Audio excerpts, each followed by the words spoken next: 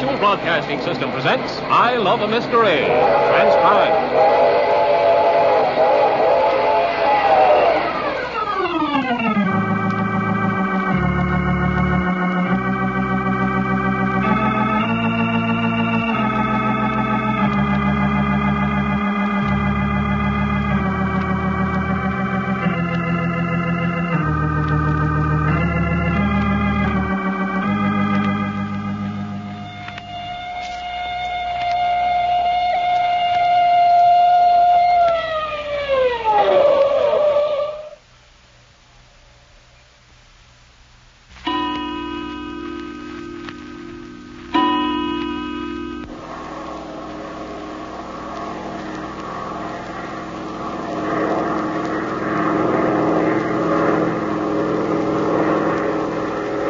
Yes, sir, Jack. A bunch of doggone heroes. Every doggone one of us. Oh, look here, Doc. Yeah, I know how you feel, Reggie. I wouldn't believe it myself. Only here it is, spread over the front pages of every newspaper in the country.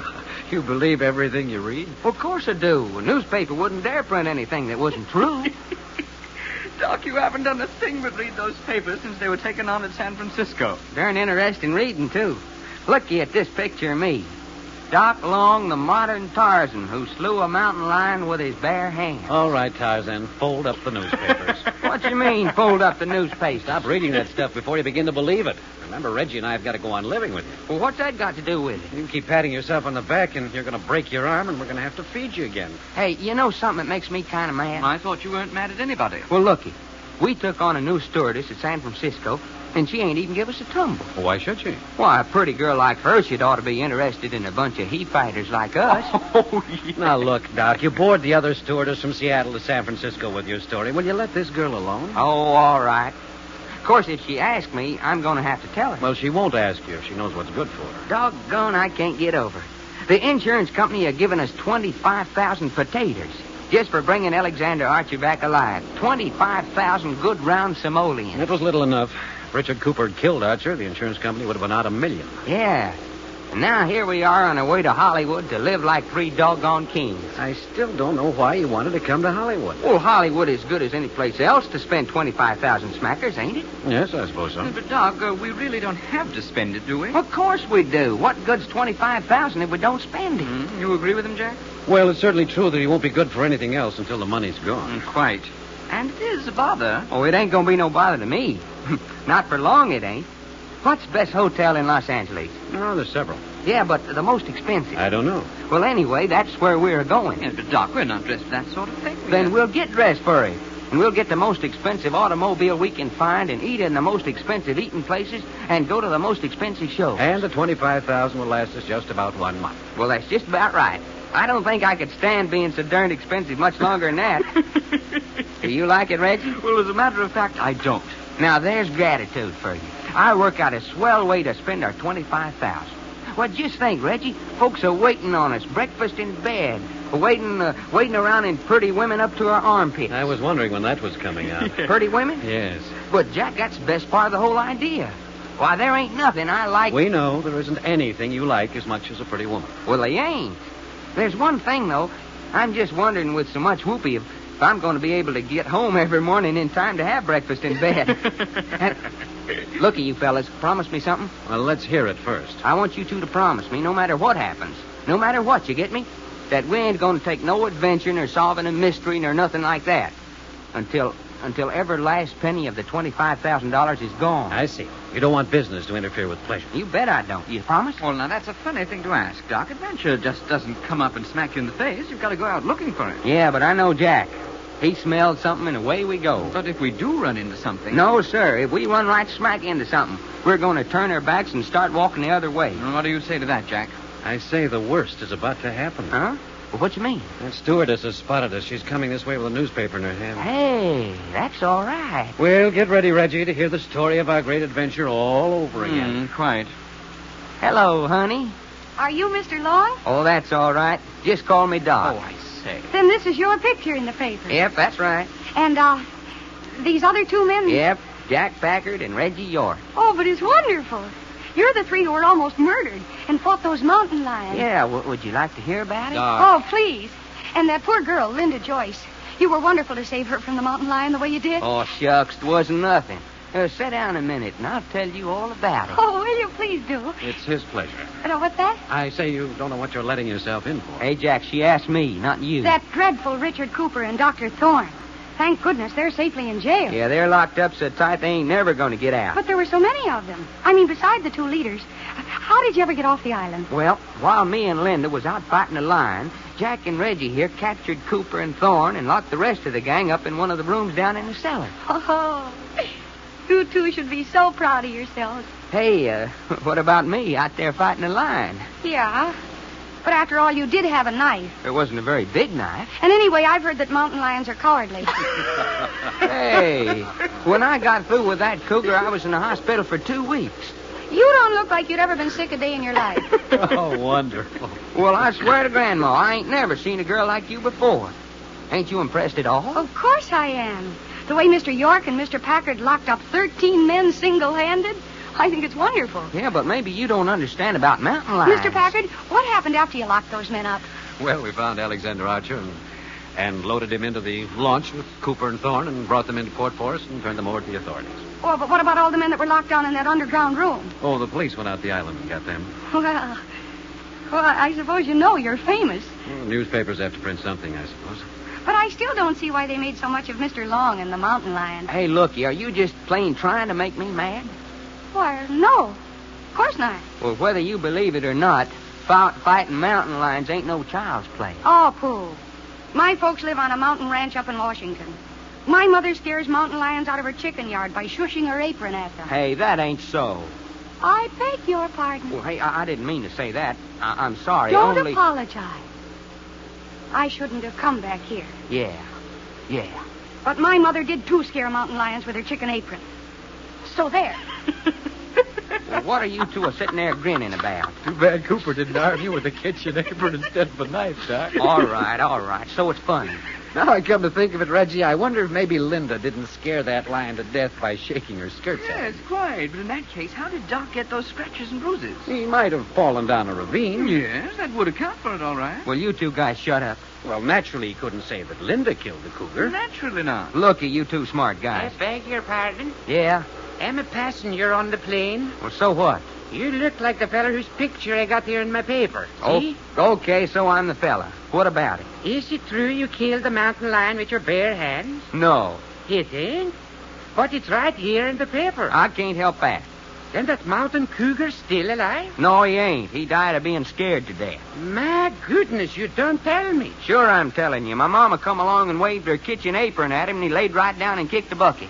Young man, you're a liar. Oh, you don't believe me? That's a fine way to talk to a gentleman. Well, if you don't believe me, just go back and ask the stewardess. She knows all the answers. Are you, gentleman, this feller's companion? Yes? What's the matter with him? Well, he hasn't been quite right ever since we left the island. Oh, so that's it. Too bad. Why, that gum, you Jack.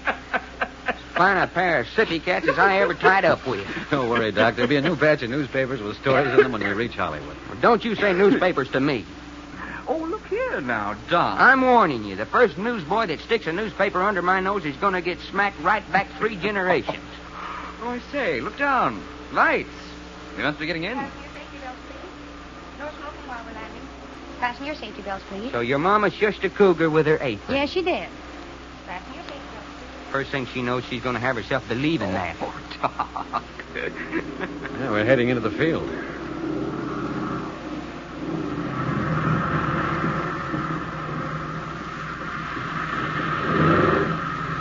There we are. Back on solid ground again.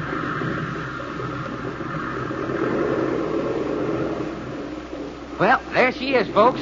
Burbank, California. Come on, let's get out of here and start spending some of that money. What'll we do? Take a taxi? Well, you're doggone right. To the most expensive hotel in Los Angeles. Some place that's close to Hollywood, though. Watch your step, please. Watch your step, please. Your mama sure enough scared a cougar with her apron. You're holding up the passengers. Please move along. Oh, so you're backing down now. I am not. Doc, come on. Well, all I gotta say is that your mama's one tough hombre. Oh, you're impossible. Take his arm, Reggie. I'm a-coming. Watch your step, please. A cute kid. Just as soon lie as look at you, though. Quite a crowd outside the gate. Transcontinental plane getting ready to go out. I beg your pardon. Are you Mr. Jack Packard and party? Yes, that's right. This way, if you please. Here, wait a minute. Who are you? I'm the chauffeur. If you'll just get in that big black car over there, I'll pick up your baggage. Man, oh, man, looky at it. A block long. Oh, what's it all about? We didn't order anyone to meet us. You must be mistaken. You said your name was Mr. Packard? That's right. Well, then, if you'll please get in the car, I'll be right back with the luggage. Jack, I don't get it. Well, neither do I. Well, what do we care? Looky, it's what's in that big old automobile. What's that? I ask you, did you ever see a prettier armful of girl than that? Oh. Let's climb in. What are we waiting for?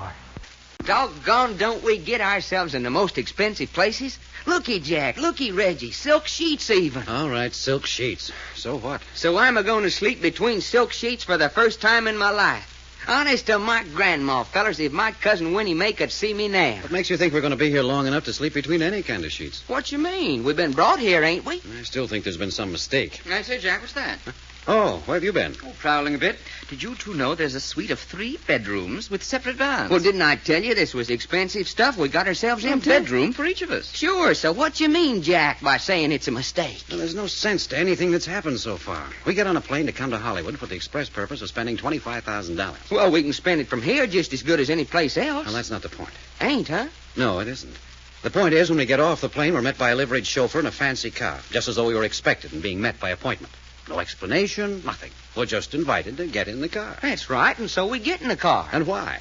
Well, because there's a good-looking girl waiting inside for us. Well, that's as good a reason as any for getting into a strange auto.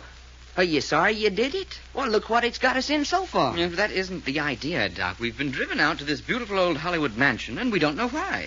All we know is that this is the home of Randolph Martin. Yeah, whoever he is. And that these are to be our quarters, and the dinner will be served at 7. Hey, well, we know the name of the little old honeypot who met us at the airport. Faye Martin. Does that mean anything to you? No, of course not.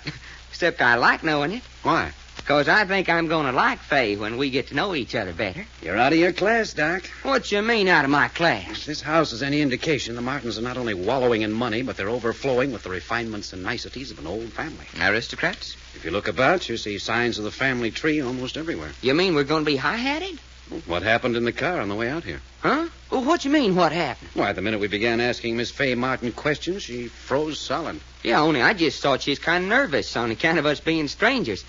Besides, you don't think I ain't man enough to unfreeze her. Well, you still don't get it, Doc. She was the little princess keeping the village yokels in their place. Well, then what'd we come for? Oh, see here now. No, Doc. sir. I'll be doggone if I'll stay around folks who don't think I'm as good as they are. All right, Doc, relax, will you? The whole point is that we allowed that girl to bring us from the airport to this house without getting one bit of information out of her. We allowed ourselves to be turned over to the butler in the downstairs hall and conducted to these rooms, still not knowing what it's all about.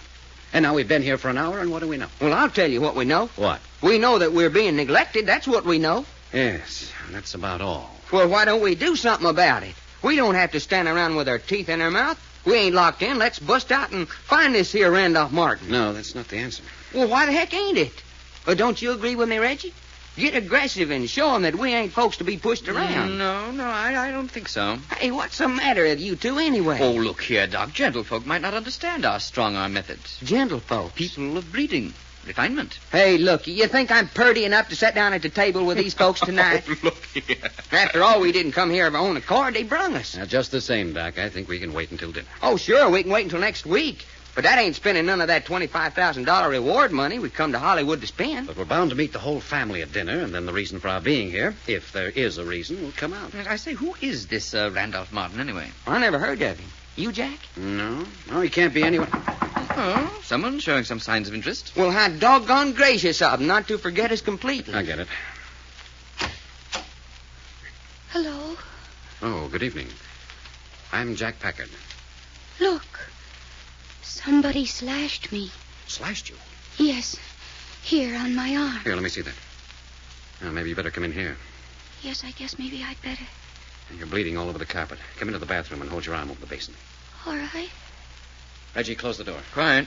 I say, Doc, did you see that? Yeah, what's going on here? What's she mean somebody slashed her? Well, she was very well bleeding. Well, who the heck suppose she is? Oh, Doc. Yeah? Bring me some iodine and cotton and some adhesive tape out of my bag. Okay, coming right up.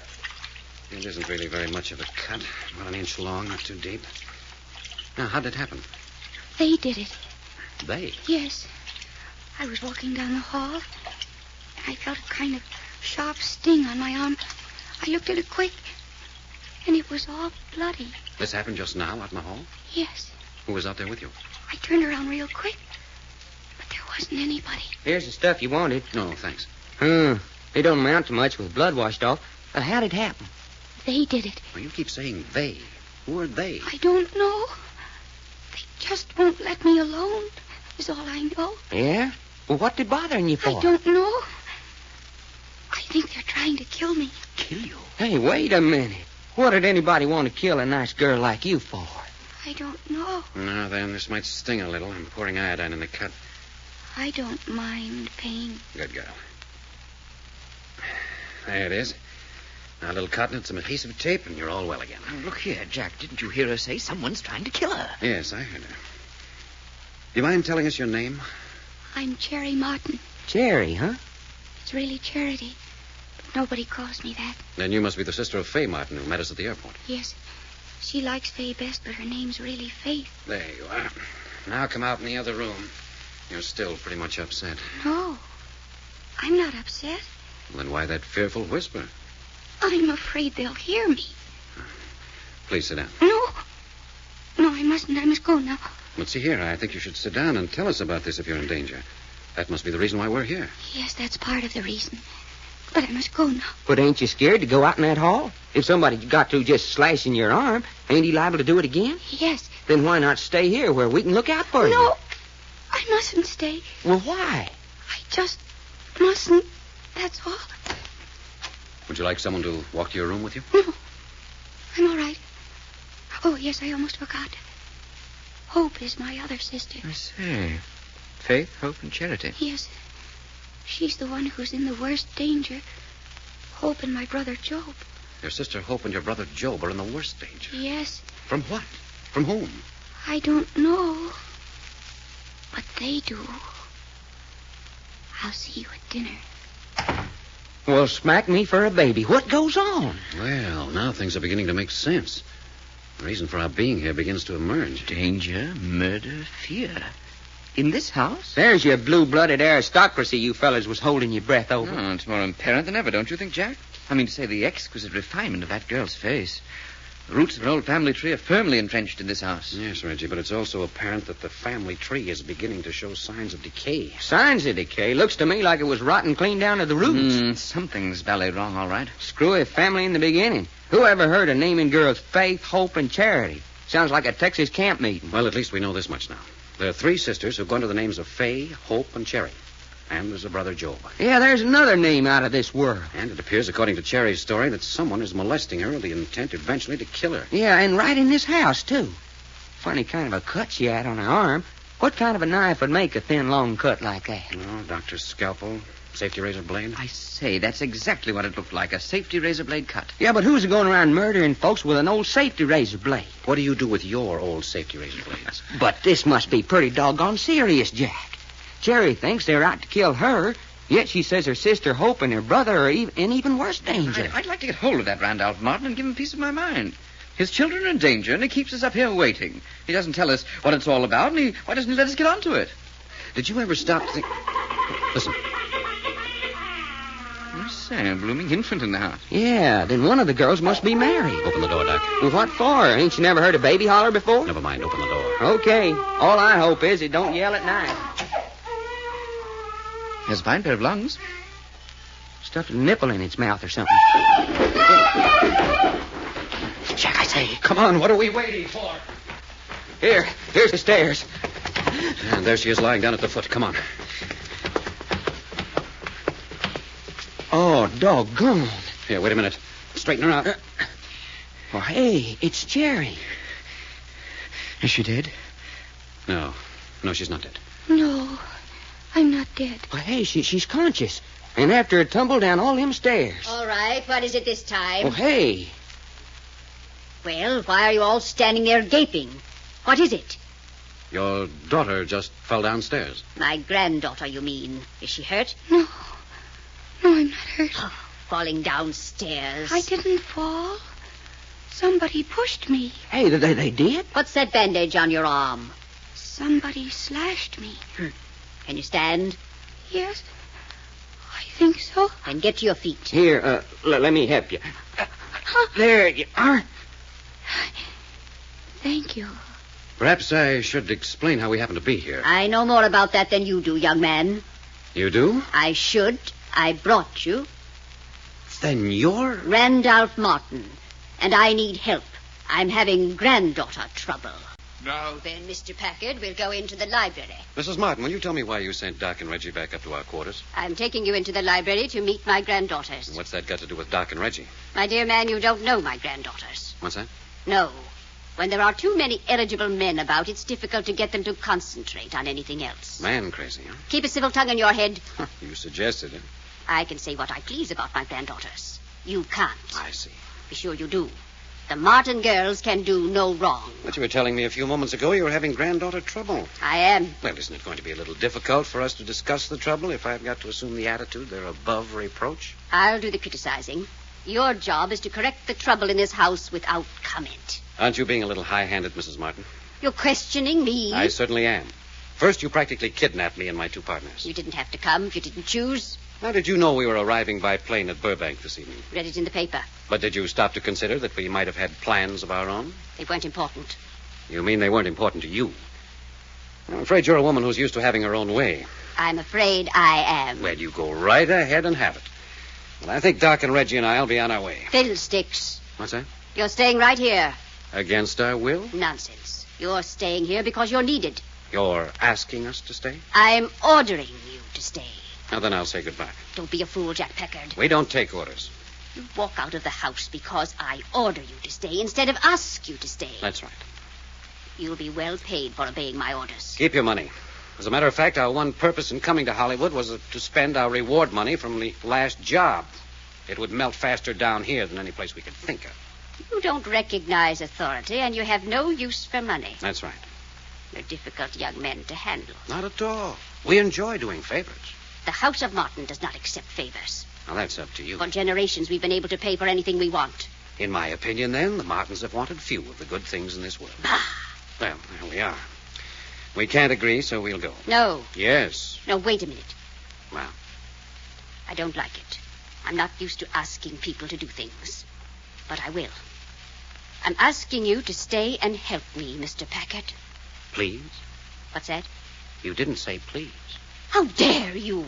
Don't if you don't want to. Young whippersnapper. Mr. Packard, will you please stay and help me? Gladly. In fact, we'd already made up our minds to stay. I think you've got an interesting problem here. What do you know about the problem here? Nothing. But it's apparent there's something. It's in the atmosphere. Something, might I say, something creeping through this house. Creeping. Creeping? A creeping, unhealthy menace. What are you talking about? I don't know. You don't suppose it would be the stench of a decaying family tree that's permeating the environment, do you? Oh, such utter nonsense. We spent enough time. Come along in the library and meet my granddaughters. Very well. Decayed family tree, indeed. Only a suggestion. Uncalled for. Come on in. Yes. Now then, Fay, where is Hope? Oh, Grandmother, whoever keeps track of our beautiful Hope? Well, someone should. I hate to be the one assigned to the job. I told her to be in the library at 8. Grandma, I know where she is. Cherry, shut up. Fay, please, you're a Martin, and that Martin women are always ladies. Oh, horse feathers. The Martin women are always ladies. Now then, Cherry, where is Hope? She sneaked out with the chauffeur again. You little rat. Fay. Well, she is. I am not. Hope should leave the chauffeur alone, and you know it. Well, that man will get his walking papers tonight. Let's see. That'll make the 4th chauffeur to get his bounce in 3 months. We'll not discuss the subject any further. Mr. Packard. Yes? This is my oldest granddaughter, Faith Martin. Sure. We met before. Yes, I think I've had the pleasure. What's that? Miss Martin was in the car that met us at the airport tonight. You were. Why? I just wanted to get first look at your private detectives. I don't particularly like that term, private detectives. Well, isn't that what you are? 3 flatties in plain clothes to keep an eye on the Martin girls. That will be enough of that, Faith Martin. And, look, Packard. Grandma's the only one who can get away with Faith. Make it Fay or don't talk to me. I'll remember. All right, you've had the center of the floor long enough. You know Charity Martin already. Not Charity, Grandma, please. Cherry. Miss Cherry Martin. Any bad results from your fall downstairs? Don't tell me Cherry fell downstairs again. I didn't fall. I didn't. I was pushed from behind. And when you looked around, there wasn't anyone there. How can you look around when you're falling? Fay, let your sister alone. If she keeps falling down the stairs much more, we can make a tumbler out of her and put her in the circus. Fay. Okay, why not? Miss Martin. You'd better call me Fay. There are too many Miss Martins around this joint. Very well, Fay, then. You don't seem to take your sister's convictions that someone is trying to kill her very seriously. Oh, Cherry's just got a persecution complex. I have not. Sure you have. You're always talking about them being after you. They want to kill you. They. What's that but a persecution setup? Perhaps. But how do you account for the marks of physical violence? That's not in the mind. You've got me, pal, but if there's anybody in this house chasing Cherry with malice aforethought, then I'm a flagpole sitter. Fay, I find the vulgarity of your language exceedingly distasteful. Poor Grandma. She's tried so hard to make ladies of us all.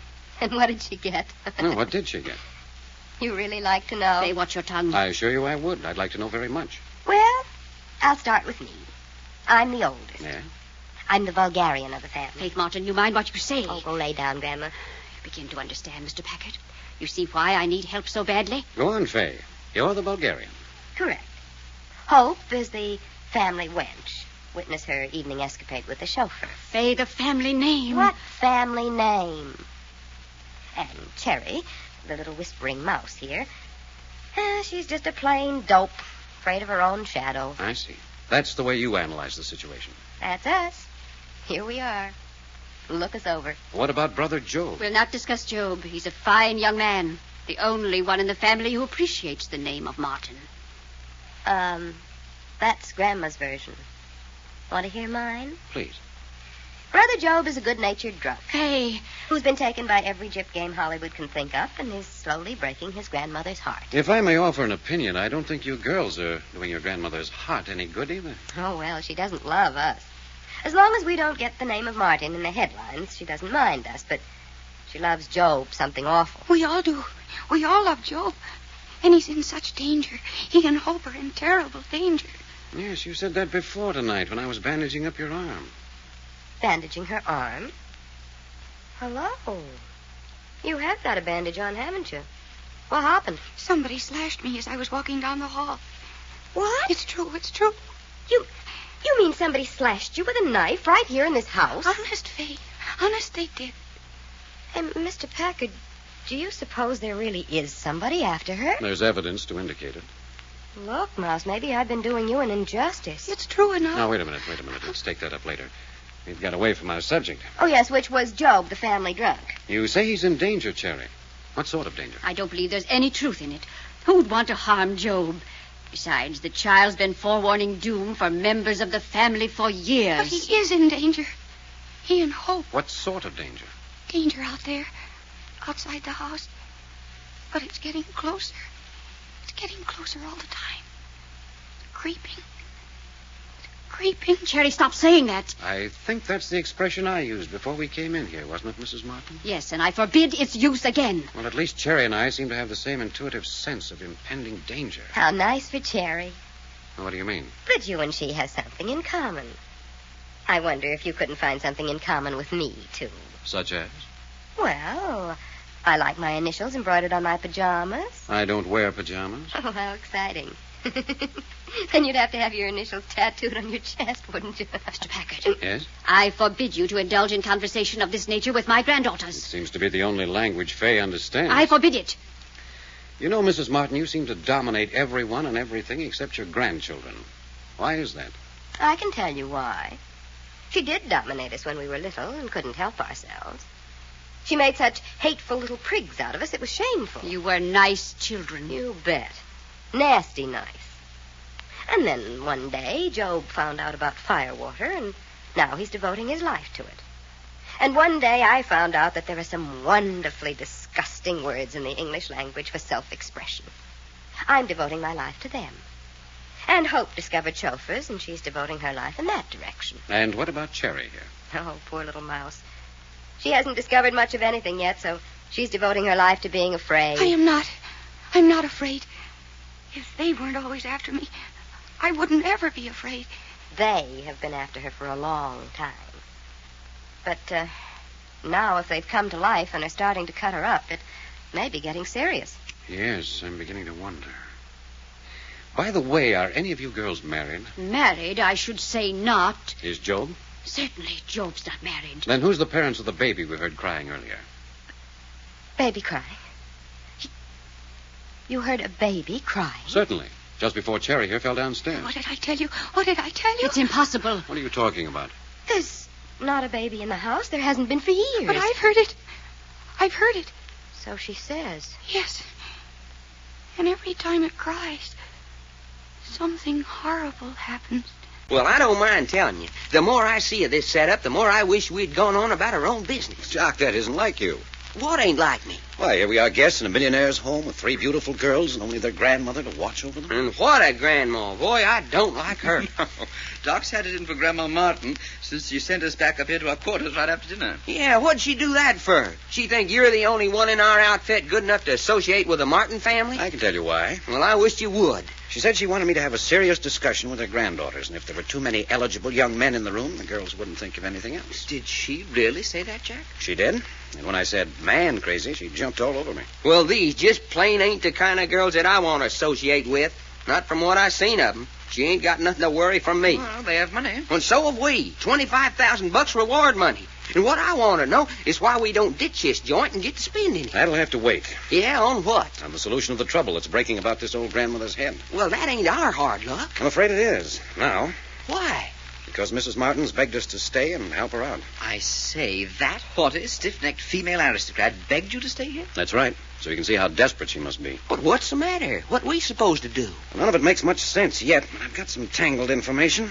You want to hear it? Naturally. Now, throw me that other pillow, Reggie. Righto. Yeah. Thanks. Well, come on, settle down and let's have it. All right. Now, let me give you a picture of the people in this house. Oh, you've seen them all now. No, I've only seen Grandmother Martin and 2 of the girls, Fay and Cherry. Fay described the others. First, Fay, or Faith, is the eldest. She describes herself as the vulgarian of the family. Oh, I say. The what? Vulgarian. She shocks her Puritan grandmother every time she opens her lips. On the other hand, I have a good idea that she has more gray matter than all the rest of the family put together. Good looking? Yes, apparently all the Martin girls are extraordinarily beautiful. Well, that's Fay, the vulgarian. The next girl is Hope. Hope wasn't in on the conference tonight, although she'd been told to be there by her grandmother. Yeah, where was she? Sneaked out with the chauffeur. Hey. I say, one of the Martin girls? Yes, according to Fay, this will be the 4th chauffeur to lose his job in 3 months on account of Hope. Fay's name for Hope is the family wench. Well, no wonder Grandmother Martin is upset. Fay, the vulgarian, Hope, the family wench. And now we come to Cherry. Quite. And, what is Cherry? Well, Fay calls her Cherry, the terrified mouse. Hey, that ain't so bad. She ain't spoke above a whisper since we come into the house. Are they still after her? Well, there's no doubt that she has an obsession that someone's after her. But it looks like with good reason. But you mean you think somebody in this house really is trying to kill her? Well, I don't know whether they're trying to kill her, but they certainly are keeping her in a continual sweat of terror. In what way, Jack? First, slashing her arm. Second, pushing her down that flight of stairs. Well, Grandma didn't take that very serious. And neither did Fay at first. When she heard it, she said, "Oh, so the terrified mouse fell downstairs again." Again? Yes, looks like it was a common occurrence. But then I put in my 2 cents worth and scared the living daylights out of both Fay and Grandma. Well, what'd you want to scare them for? I didn't mean to. It wasn't until after I'd said it and saw their reaction that I knew it meant anything. Well, come on. What did you say? I said I heard a baby crying just before Cherry fell downstairs. Who does it belong to? Well, what's so terrifying about that? Whose infant is it, Jack? And where's the nursery? There isn't any nursery. And there isn't any baby. Why, dang busted, Jack, there is too. We heard it. There isn't any baby in this house. You're being serious? I mean to say, we did hear it. Cherry's been hearing it for some time now. She says every time the baby cries, something terrifying happens. You mean a baby's haunting this house? I don't mean anything of the kind. Then what do you mean? I don't know. I'm just stating what I've heard. Cherry's been complaining of hearing a baby crying in the house, and that every time she hears it, something vicious happens. The rest of the family have laid it to delusions. Oh, but see here, Jack, what we heard was no delusion. That's just the point. That's what frightened Fay and Grandma. The fact that we heard the baby proves that Cherry hasn't been talking through her head. Doggone. Who ever heard of a house being haunted by a baby? Rubbish. Well, there it is, ain't it? A baby's voice and no baby. It's a plot. A plot, huh? Well, didn't Jack just get through saying that the kid cried just before something bad happened? That's what that girl Cherry says. And what she says is true on account. Looky, we heard the baby cry, and then right after that she was pushed downstairs. quite, I grant you that. Well, okay. You mean to tell me whoever's doing all this is running around this house with a baby in his arms, pinching it to make it cry just before he gets ready to do some of his dirty work? Well, that's pretty silly, Doc. Well, of course it's silly. That's just what I'm saying. Besides, there ain't no baby in the house. So what? So it's got to be a baby ghost. Oh, for the love of Pete, Doc. Well, it has, Dad, blast it. A baby ghost in this house on account of there's so much trouble and so many things is wrong. And every time that something else starts to go wrong, it tries to warn folks by crying just before it happens. Beautiful theory. Well, do you think of a better one? Why? Okay. The trouble with you and Reggie is that you wouldn't know a ghost if it come up and laid an egg in my hat? That's just plain vulgar. Why? Because ghosts don't lay eggs. Oh? Well, they don't. All right. Now, do you want to hear the rest of my story? Well, what about this baby cry? That's all there is. You know as much about it as I do. And that also brings us up to date on Cherry. Oh, Cherry, the terrified mouse. Hope, the family wench. And Fay, the Bulgarian. And the last on our list is Joel. Oh, that's the brother, huh? Yes, in age he comes between Fay and Hope. According to Fay, he's the one who's breaking Grandmother Martin's heart. And has Fay a name for him, too? Yes, Job the good-natured drunk. Drunk, huh? And what does Grandmother Martin say about that? She tried to keep his name out of the conversation. Said he was the only one worthy of the family name. Fay, on the other hand, says he's never sober and has been taken by every crook and confidence man in Hollywood. Just a never-ending easy mark, huh? Looks like it. And Grandma's always paying out and covering up for him. For the good of the name of Martin. Well, when are we going to meet him? I don't know. When he comes home, I suppose. Where is he now? I tried to find out. No one seemed to know. Fay suggested some night spot with a well-stocked bar. I say, nice boy. Company. Sit still. Listen. What's the matter, Jack? Nothing. Just wait. I say, whimsy. I get it. Hello. Why, you little wench. Oh, you've been talking to Fay. Reggie, toss me a blanket. What's that? A blanket. Not a wet blanket, I hope. No, just toss it. There, I'll put this around you. You don't like me this way. No. They cost a lot of money at the best shops. Okay, so they cost a lot of money. Now, come on in. Why didn't you like them? Handmade and imported French lace? Now, keep that blanket around your shoulder. Here, sit down. Whoopsie-daisy. I almost sat on the floor. Drunk again. Don't tell Grandma. I never had a drink in my life. Oh, that's queer. No smell of liquor on her breath. She's as sober as we are. I say, Jack, who is this? Who am I? Guess. No, wait. I'll give you a clue. I'm not Faith and I'm not Charity. Now, who am I? Your Hope. That's right. Why'd you knock on our door if you don't know who we are? I saw a light. Thought I ought to investigate. In long black stockings and a wisp of lace? Imported French lace. Where have you been? No. Mustn't tell. Scandalous. Ruin the family name. Out with the chauffeur, weren't you? Shh, don't let Grandma hear. Come on, now you're not drunk. Where's your dress? I said, where's your dress? What dress? Look here, Hope. You want me to shake your shoes off? Where did you leave your dress? You didn't want me to wear a dress with blood on it, did you? Hey. What did you say? Of course not. Nobody wants to wear a dress with blood on it. It's ugly. Doesn't match the color scheme. Hope, listen to me. What kind of a dress were you wearing? Slip-on, slip-off dress. I always wear slip-on, slip-off dress. I mean, what was the material? What color? Green. My favorite color. Green flowers. Now then, where'd you leave it? Slipped out of it in the dark downstairs. Tossed it to Bob. Bob's a good egg. He'll get rid of it. Nobody ever find it. Who's Bob? Best chauffeur Martin family ever had. Is he home? Did he bring you home? Yep. Bang, bang. Man shot dead right across our table. I got blood on my dress, so Bob says, quick, let's get the 10-letter word out of here. I always say 10-letter word for swearing. Doc, Reggie, I want you to go down and find the chauffeur. I don't. Bring him here? If you'll come, anyway, get Hope's dress back. Jack. Yeah? Look at her right leg. There's something on her stocking. Looks like blood, all right. There is? Here, keep that blanket on. Unfasten your stocking. Let her slip down. Oh, naughty. Crazy little fool. There's been murder. Do you want the evidence splattered all over you? There, that's better. Well, what are you two standing there for? Well, if Hope could tell us where the chauffeur's quarters are. Chauffeur's quarters? Over garage. Chauffeur's quarters always over garage. Righto. Come on, Doc. Yeah, okay. Hey, what's that? Listen. The baby. The baby. The baby. Stop that. Jack, there's just got to be a baby in this house. Jack, I say. Which way did that scream come from? Down the stairs. Well, come on. The baby, and then something happens. Down the stairs, this way. The baby, and then something happens. The baby, Stop and then saying something that, happens. Doc. Something happens. Oh, there she is. There in the chair. I say, who is she? Mrs. Fay. Faye, what's the matter? Out there by the hall entrance. He's dead. He's dead. Dead? Who's dead? The chauffeur. The chauffeur. And he's got Hope's dress. All over with blood. People are so dead when they're dead, aren't they? Not a very suitable sentiment for the occasion. No, don't touch anything. Faye-ho is the Bulgarian Martin they call. What are you doing? I'm trying to discover if there are any clues in the vicinity of this corpse that might implicate any member of the Martin family. You want to implicate one of us? No, but I want to know what we're up against before the police arrive. Why not the Marines and the Navy? The police have to be called, you know that. Why? Can't ask sensible questions, don't ask any. Whoever shot this man must have used a silencer. Otherwise, we'd have heard the shot. A good-natured drunk has a gun with a silencer. Your brother Joe? Mm-hmm. And I still want to know why we have to call the police. Murder's the policeman's business. Not this murder. This is the Martin family's own private little bloodletting party. You think someone in this house committed the crime? Naturally. Who? First, tell me where you sent your two friends. Doc and Reggie? Mm-hmm. 10 minutes after we find the corpse with the curly hair here, they go kiting out of the house like men on a mission. The question is, where? Why? They're out scouring the nightclubs and drinking places for your brother. Job isn't worth it. Worth what? The trouble you're taking to find him. I want to know where he is and what he's been doing tonight. I want witnesses who will swear that he hasn't been near this house all evening. Why? So that we'll be all set for the police when they start asking questions. When are the police going to start asking questions? As soon as they get here. When will they be here? As soon as I call them. And when are you going to call them? When I'm satisfied I know as much about this situation here as they'll be able to find out. Aren't you obstructing justice or something? I mean, waiting about notifying them? Maybe. Now then, why do you think this man was killed by someone in the house? Because almost everyone in the house had a reason. Everyone had a reason to want to kill the chauffeur? Was he that important to this household? I hope to tell you.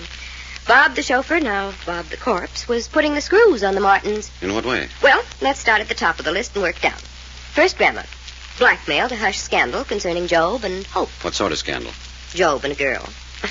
Job hates girls, so I know it was a frame, but it was good enough to make headlines in the paper. Oh, what about Hope? Hope can't let chauffeurs alone. Hope, the family wench, was so deeply involved with our new cadaver here that one word from him and the whole world would know what she is. By the way, right this minute, Hope is upstairs asleep in my room. Oh, a gentleman wouldn't. Now, don't be a fool. We left her in our room and we heard you scream and rushed downstairs. Went up a few minutes ago. She'd crawled into my bed and was fast asleep. Maybe you'd like to explain to her elder sister what she was doing in your room in the first place. She knocked on the door. I opened it, and there she stood in a wisp of lace and a pair of black silk stockings. You mean the dress this thing was holding in its hands when I found it down here was the dress Hope had been wearing this evening? That's right. Well, that's pretty raw. No, not as bad as it sounds. They were out together. Wherever they were, a man was killed and blood got on Hope's dress. When she got home, she gave the dress to the chauffeur to ditch. Oh? Well, then he must have been killed as he was going out the front door with the dress. Exactly. From the outside. Yes, he was shot from outside the house. Then that eliminates Hope.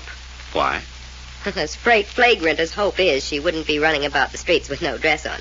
And you said our hero had the dress in his hands when he was killed. That's a pretty thin alibi. She didn't mind coming up and rapping on my door. Besides, she was floating about on pink clouds. Oh, you're crazy. I don't think so. I tell you, you are. Hope hates alcohol. It makes her violently ill. I didn't say she was drunk. She wasn't. No sign of alcohol. But something had given her a fine case of the blind staggers. Something screwy. You think Hope did this, then? I know she didn't. She was in my room for about 20 minutes, and whatchamacallit here hadn't been dead 5 minutes, and we got down to him. Then Hope's in the clear? Yes. Wish I could say as much about the rest of the family. You haven't anything on me. I haven't. But the police may have, or can they get it? What do you mean? Simply, if you've got anything up your sleeve, you'd better spill it, so I'll be standing by to give a hand. The police are going to find out everything you wish they wouldn't. So you tell me first, so I can be ready for them. What have you got to gain by all this Boy Scout stuff? I told your grandmother we'd help her out of a mess. This, apparently, is the mess she meant, so talk fast. Well, if I was the murdering kind, Currylocks here would be my first victim. Why? He talks. And he talks lies. It came to my ears that he had passed the word around among the servants of the neighborhood that the Martin women were pushovers. Is that excuse for murder? Servants don't talk about me like that. Not even if it were true, they don't. But you fire servants, not murder them. Not if the servant has a death hold on the family and you can't get loose. You're referring to his hold on Job and Hope? Mm-hmm. He had nothing on you personally? No. Uh-huh. Now then, where were you during the time of the murder? I don't know when the murder was. All right.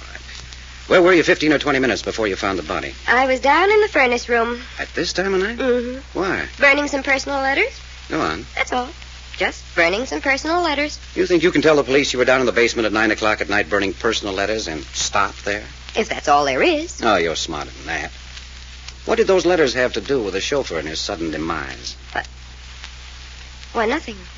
You're not making a very good representation for yourself. I'm not trying to. I'm just telling the truth. But not all the truth. Enough. Very well, you were down burning letters. Then what? I was just coming back up to the main floor when I heard a baby laughing and cooing. Oh, you heard the baby. Yes, what does it mean? Your sister Cherry says every time the baby is heard in this house, tragedy occurs. She certainly hit it on the nose this time. Yes, didn't she? By the way, doesn't it seem a little strange to you that with your screaming when you found the body and all the running about the house that's been done since then, your grandmother and Cherry haven't been aroused? Grandmother and Cherry's rooms are on the 3rd floor. They couldn't hear? No. Well, don't you think your grandmother ought to be told before I call the police? I don't know. I think she shouldn't. Why? Well, after all, she's head of this house. She should have some say as to what the police are told. There's going to be an awful scene when she finds out. Nevertheless. Now, look, I'm almost finished here. Go up and get her and bring her down. Also, while you're up there, get Hope out of my room and take her to her room. But you haven't asked me about Cherry yet. Well, what about Cherry? I mean whether she might have a reason for killing the family leech. Well, has she? No. Great. Now will you go? And Job. I know all about Job I need to know for now. Oh, wait, there is one thing about Job. You say he has a gun with a silencer? Mm-hmm. You know where he keeps it? Yes, in his bureau drawer. Well, while you're upstairs, look and see if it's there. Yes, if you think that... I don't think anything. Now go on. There's something I've got to do, and I don't want you here when I do it. You mean Hope's dress? Never mind. What are you going to do with it? I didn't say I was going to do anything with it. But you are. Well, what you don't know, you can't tell. Now go do the things I've told you to. All right, but hurry. Grandma will be down here 2 steps at a time the minute she hears. Oh, the furnace is a swell place for Hope's dress. I think they call it destruction of evidence. I'm sorry, old boy, but I need this dress more than you do. Didn't I tell you? What? Oh, it's you. I'm Cherry. Don't you remember me? Why aren't you in bed?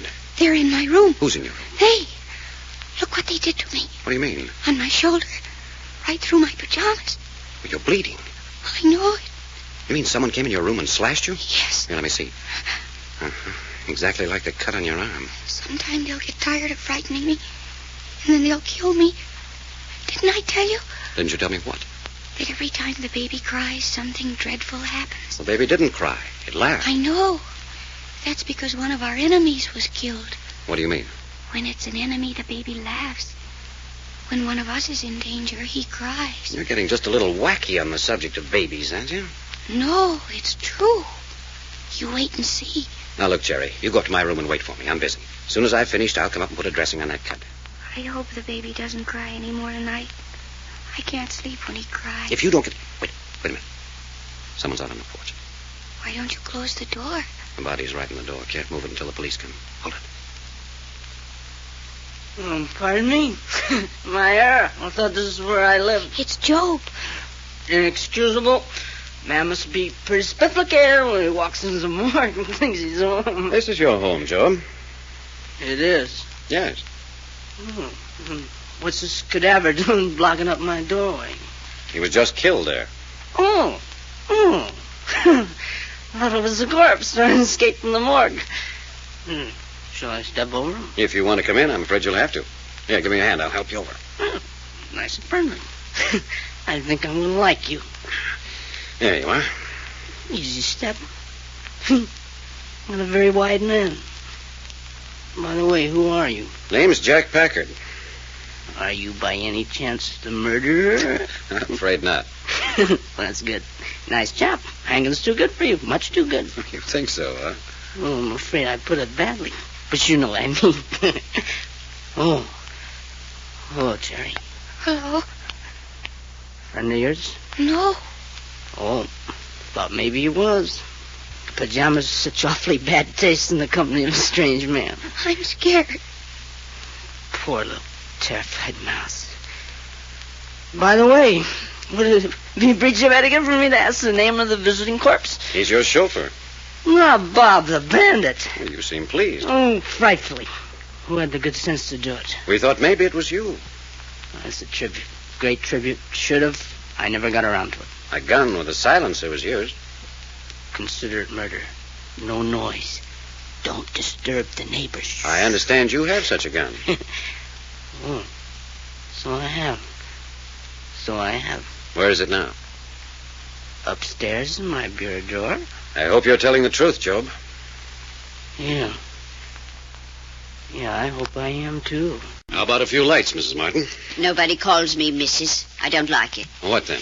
If Randolph Martin isn't good enough for you, call me grandmother. Everyone else does. Very well. Grandmother Randolph, let's have some lights. Why? Unhealthy ideas grow in darkness. Unhealthy ideas. Murder's an unhealthy idea. What are you talking about? Murder's not in this house. You should know better than that. You saw one of its victims carried out of here last night. You, with the rest of your family, spent most of the night explaining your whereabouts to the police. Such a fuss over a chauffeur. Not a very good chauffeur at that. I won't argue that. Furthermore, the police had their gall suspecting that anyone in this house had anything to do with it. On the other hand, it's surprising to me they didn't take the whole family down and lock you up. What are you saying? Grandmother Randolph, you brought my two companions and me here to get your grandchildren out of some kind of a mess. Isn't that true? Yes. You haven't given us the first inkling of what that mess is. If I knew, do you think I'd call for outside help? Well, it should be plain even to you that the murder of the family chauffeur is part of that mess. Nonsense. The police themselves said that he wasn't really a chauffeur, but a member of a confidence ring working here in the motion picture colony. Nevertheless, he was killed in your house while in your employ. By members of a rival gang. Do you know what your chauffeur was doing last night before he came home and got himself shot? No. Yes, you do. If you know that, why do you ask me? You know that he was out with your granddaughter, Hope, and that he was killed less than 10 minutes after Hope said goodnight to him when they returned. The police don't know that. No. Neither do they know that your chauffeur killed a man in a drinking joint out at the beach last night. What's that? That he killed the man in the presence of Hope, and that the man fell across their table and bled on Hope's dress. That she gave the dress to the chauffeur to get rid of, and that he still had the dress in his hand when he was shot dead in your front door. How do you know this, if the police don't? I've had Doc and Reggie out investigating all night. They just got in half an hour ago. They're up getting some sleep now. But why don't the police know? Because the resort where your chauffeur killed his man was a hideout spot for shady characters. Now, don't worry. They'll find out in due time. My granddaughter, Hope, was in a hideout for criminals? Yes, I want to ask her about that myself. Who was the man he killed? Now, you can read all about that in the paper. Some gambler. They found his body in one of the canyons out on the way up to Malibu Beach. And shortly after he killed this gambler at this place, my chauffeur himself was killed in my doorway. That's right. Then doesn't that prove it was somebody outside, someone revenging himself for the death of the gambler? There's that possibility, of course.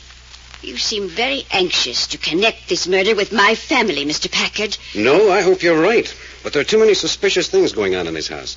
The center of all the trouble is right here. I'm sure of that. I've noticed nothing suspicious. That's not true. You just got through saying the reason you brought Doc and Reggie and me here was because you were uneasy. What have you noticed? Well, first, your eldest granddaughter, Fay.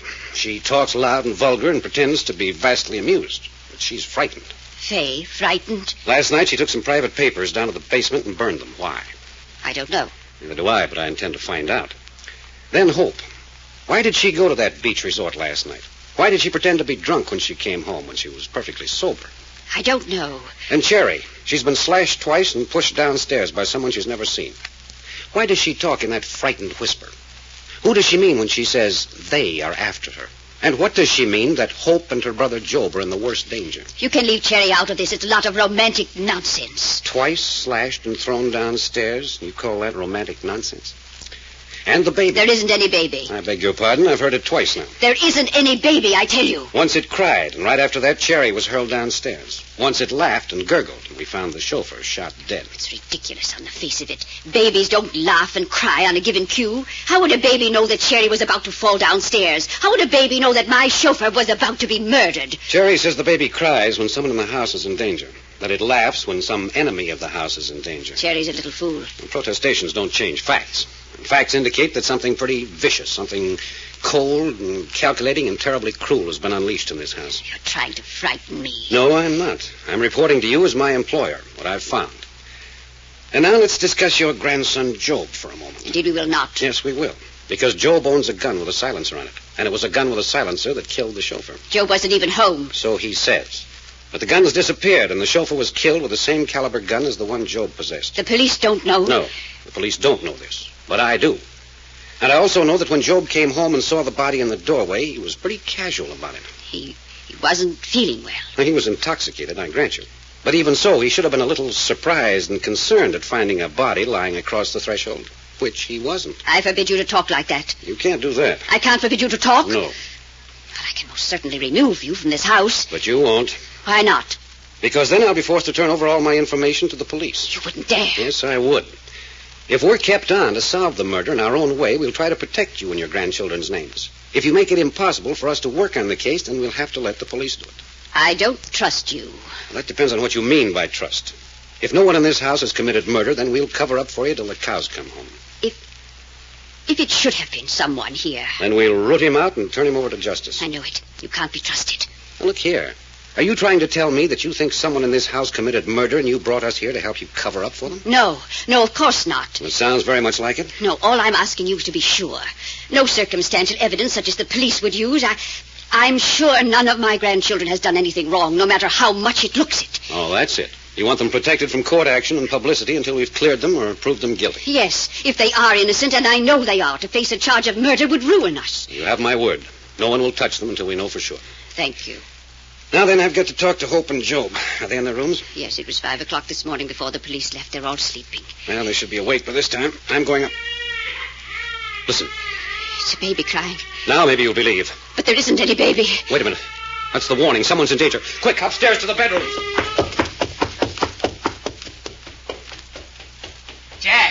Jack, did you hear that? The baby. I know it. Come on, Doc. Help me. Look in all the bedrooms. You bet. Whose room's this? That's Faye's room. Don't bother to knock. Hey, what's the idea? Can't a girl go to bed in this house? Nope, she's all right. What's the idea of raiding a girl's bedroom? The baby. Someone's in danger. The baby. Don't leave me. Don't leave me. Hey, wait for me. This is Job's room. Doc, run up the third floor and look in Sherry's room. You bet you on the run. Yeah. Well, this is my old friend from the morgue. No, so you're up and dressed. You all right? It never better in my life. Have a little drink? Aren't you ever sober? Didn't you hear that baby crying? I dreamed about a baby last night. Red hair. She was in a French bikini bathing suit. Nuts. Is Job all right, is he? Drunk. Which is Hope's room? This way. This way. It's either got to be Hope or Cherry. This room. What's that smell? Chloroform. Get those windows open. Look, the pillows over Hope's face. Get that window open. Do you hear me? Yes. Is she dead? Is she dead? No, she's alive. But she looks so white. Get out of the way. I'm going to lift her out of bed and take her over to that window. What shall I do? Just get out of the way. There. What is it? What's the matter with Hope? Somebody tried to kill her with chloroform. Faith, haven't you an ounce of modesty? Go get something over that nightgown. But, Grandma, they tried to kill Hope. Get something on over that nightgown. Oh, horse feathers. Here, put this blanket around before I smack you. Apparently my modesty is more important than Hope's life. Now then, Mr. Packard. Forget it. She's going to be all right. What's this nonsense about chloroform? Use your nose. Another 15 minutes, you'd have been minus one granddaughter. Here, put this blanket around Hope. What's the matter with you? Your granddaughter near death, and all you can think about is my seeing her in pajamas. I'll keep my granddaughters modest if this house falls down around my ears. Greetings and salutations, Grandma, old girl. Joe, go back to your room. What? Mr. Fun? Joe, you're in no condition to be here. Go back to your room. What's this? Love in our midst. The man from the morgue holding the family wench in his arms, huh? Joe, you're impossible. Hope is almost chloroformed. She's unconscious. Oh, no, not Hope. She's only playing dead. She likes it. Get that drunken fool out of here. Please, Job, come with me. Poor, pathetic old Grandma. Have a lot of trouble with your family of rats, don't you? Job, be a good boy. All right. Bye-bye, man from the morgue. Great old house we live in, isn't it, Grandma? The Martin family at home. Doesn't your brother like Hope? He adores her. She's his favorite sister. Funny way of showing it.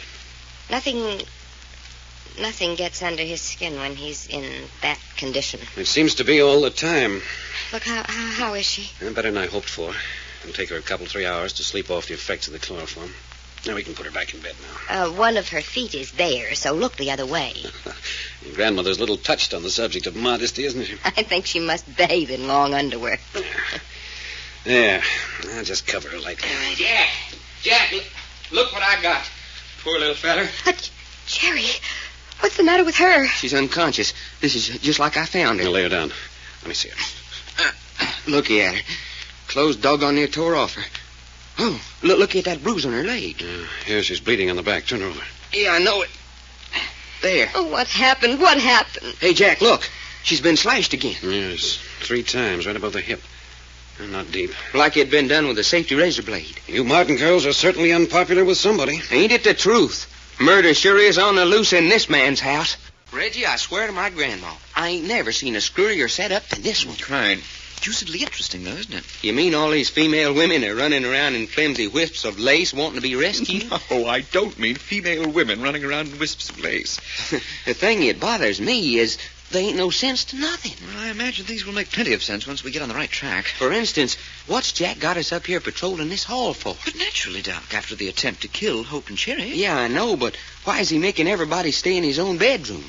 Job over in that room pie-eyed, Hope across the hall still sleeping off of chloroform, Fay and Cherry in the next room. How come he let Cherry go in with Fay anyway? Because her room's up on the 3rd floor, for one thing. Well, so's Grandma Martin's. Yet Jack's once, he went and let her go up there alone. Trying. Well, I don't know about that. Yeah, we're guarding everybody but Grandma. I wonder why that is. Well, I suppose Jack thinks she's not in any danger. Just the 3 girls and Job, huh? Another reason for putting Cherry with Fay. Yeah? She's just recovering from this new attack on her. Downright brutal, if you ask me, and I don't think she's going to be able to take much more of it. You talking about Cherry? Yes, that beastly, strained expression on her face. Desperation. She shouldn't be left alone for a moment until this business is settled, in my opinion. Yeah, well, what do you suppose Jack's doing? I think he's going over the house, room by room. But we already done that, Reggie. Not with any great care. Just made sure there was no one in the house besides those who belong here. Well, what's he expect to find? Well, if someone was in the house long enough to give Hope chloroform and tear Cherry's clothes and slash her, he must have left some clue of his presence. And anybody leave anything around, Jack's the hombre to find it. Quiet. You know, that's the funny thing about Cherry. Of course, it was dark in her room, but even if it was, it's kind of queer that she didn't get some idea of the slasher while she was fighting him off. Too terrified, I suppose. Mind froze on her. Well, anyway, whether it was a man or a woman... I have an idea it was a woman myself. Yeah? I think Jack does, too. Did you see those scratches on her neck and arm? A man's fingernails aren't ordinarily long enough to do that. Hey, I didn't notice that. Hey, Fay's door's open. Cherry, you little fool, come back here. Now, look, you Cherry. You can't come out here. But I've got to. But you look ill. You should be lying down. I'm all right. She insists that she's got to see Job. I've got to. Now, looky. Jack said that you all got to stay where he put you until he said you could come out. He sent us up here to see that you stayed put. But it's important. Besides, Brother Job's so spifflicated, nothing would make sense to him anyway. I don't care. I love him, and he's in danger. But he can't be in any immediate danger. We've been right outside his door all the time. Oh, I'm going. What you think we ought to do, Reggie? Well, look here. Suppose I go hunt up Jack and ask him. Yeah, you do that. But I mustn't No, wait. I'll only be a minute or two. When the terrified mouse gets an idea into her head, there isn't much use arguing with her. But it's important. Well, it's going to have to wait until Reggie gets back.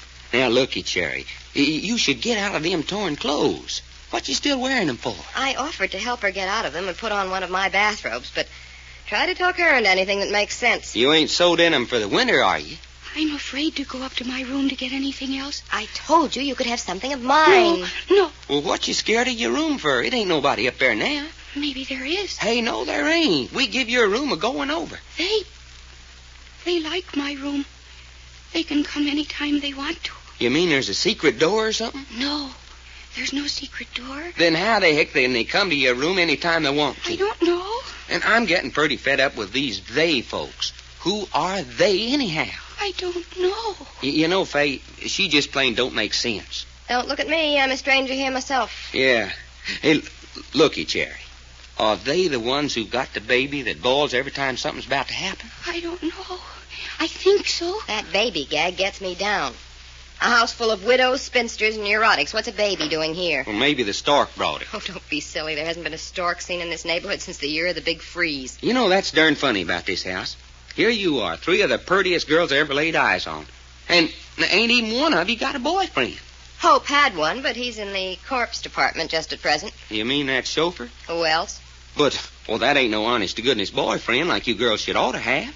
Well, you got everything, Faye. What's the matter with you? I'm immune. That ain't normal. So what? So it ain't normal. Maybe I was born in a refrigerator and never thawed out. What about you, Cherry? I've got to talk to Job. Well, you'll just have to wait till Reggie gets back. Ain't you interested in men? Yes. You are? Well, why ain't you got a feller then? They won't let me. Hey, now, look, that ain't no answer. I don't care who they are. Nobody can keep a girl from having a boyfriend if she wants one. I tell you, they won't let me. Well, why not? They don't want any of us to know a man. They're afraid we'll marry and have children. Terry, what are you talking It's about? true. They want the Martin family to end right here. Darned if I don't think you're talking through your hat. Oh, here comes Reggie. Can I go to Job now? Now, hold your horses. What about it, Reggie? It's all right for her to go in, but first Jack wants her clothes. Hey! Please, Mr. York. Oh, but I say. I mean, he positively wants me to bring them down to him immediately. Well, it's hardly ever done. I mean, just asking a girl for clothes. Well, if Jack wants them, he's going to get them. Now, go on back in Faye's room, Cherry, and take 'em off. If I do, then can I see Joe? Yep, so hurry up. Guess you'll have to put on something of mine. No, I won't.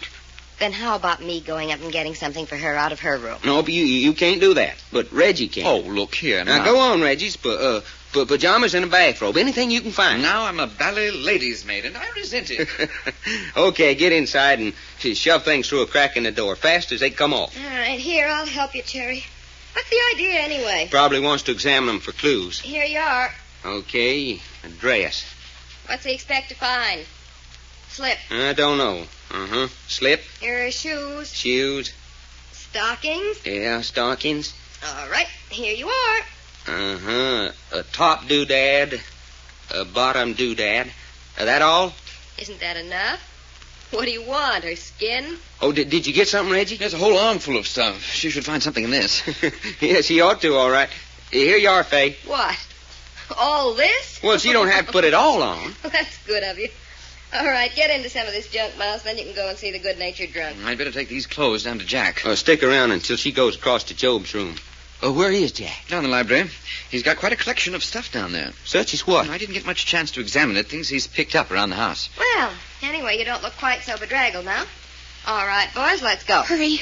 I've waited too long now. Okay. Come on. You better come along, too, Faye. So you can keep an eye on me? Yeah, something like that. Okay, now, Cherry. We'll give you 5 minutes with him. That's all I want. All right, Job, here's a visitor. Hey. Doc, what is it? Well, where the heck is he? He's gone. I knew he was. I knew it. Well, why the heck didn't you say so then? How'd he get out? Here's how he got out. Opened the window and slid down the drain pipe. Well, that's great. Jack's going to be mighty proud of us. But look here. Why would he want to do a thing like that for? Silly question number 1. What you mean? You didn't think Brother Job would stay put without plenty of liquid refreshment, did you? You mean he sneaked out for a few snorts? But he shouldn't have. He must come back right away. He must. Why must he? They'll get him. They'll get him this time. I know they will. Is that what you wanted to tell him? Yes. I wanted to tell him to stay here where you could watch him. They're just waiting. Reggie, get downstairs and tell Jack what's happened. Right. Don't leave the girls alone for a minute, Doc. Come on, you two. Get back into Faye's room. Come on, Mouse. Why did he go? Because he likes the taste of the stuff. He's breaking Grandma's heart. Well, Grandma broke his spirit. Turnabout's fair play. No, you mustn't say that, Faye. Hey, wait a minute. I want to look in and see if Hope's all right. You two wait right here by the door so as I can see you all the time. Don't neither of you move. Yeah, she's all right. Poor little feller. Keep right on and sleeping, honey. She's all right? Yeah, sleeping like a baby. All right, come on back to your room. Say, how much longer you 3 super sleuths think you're going to keep us undercover? Until Jack says to let you act. Well, I'm getting pretty sick of being a prisoner in my own house. We're just doing it for your own good. It isn't any good locking us up. It ain't, huh? No. When they want to strike, they'll strike whether you're here or not. And what you think we'll be doing all that time? It won't make any difference what you're doing. If you understood, you'd know that. Well, then, why don't you come out and make us understand? You can't. Nobody understands but me. She's psychic. I don't know.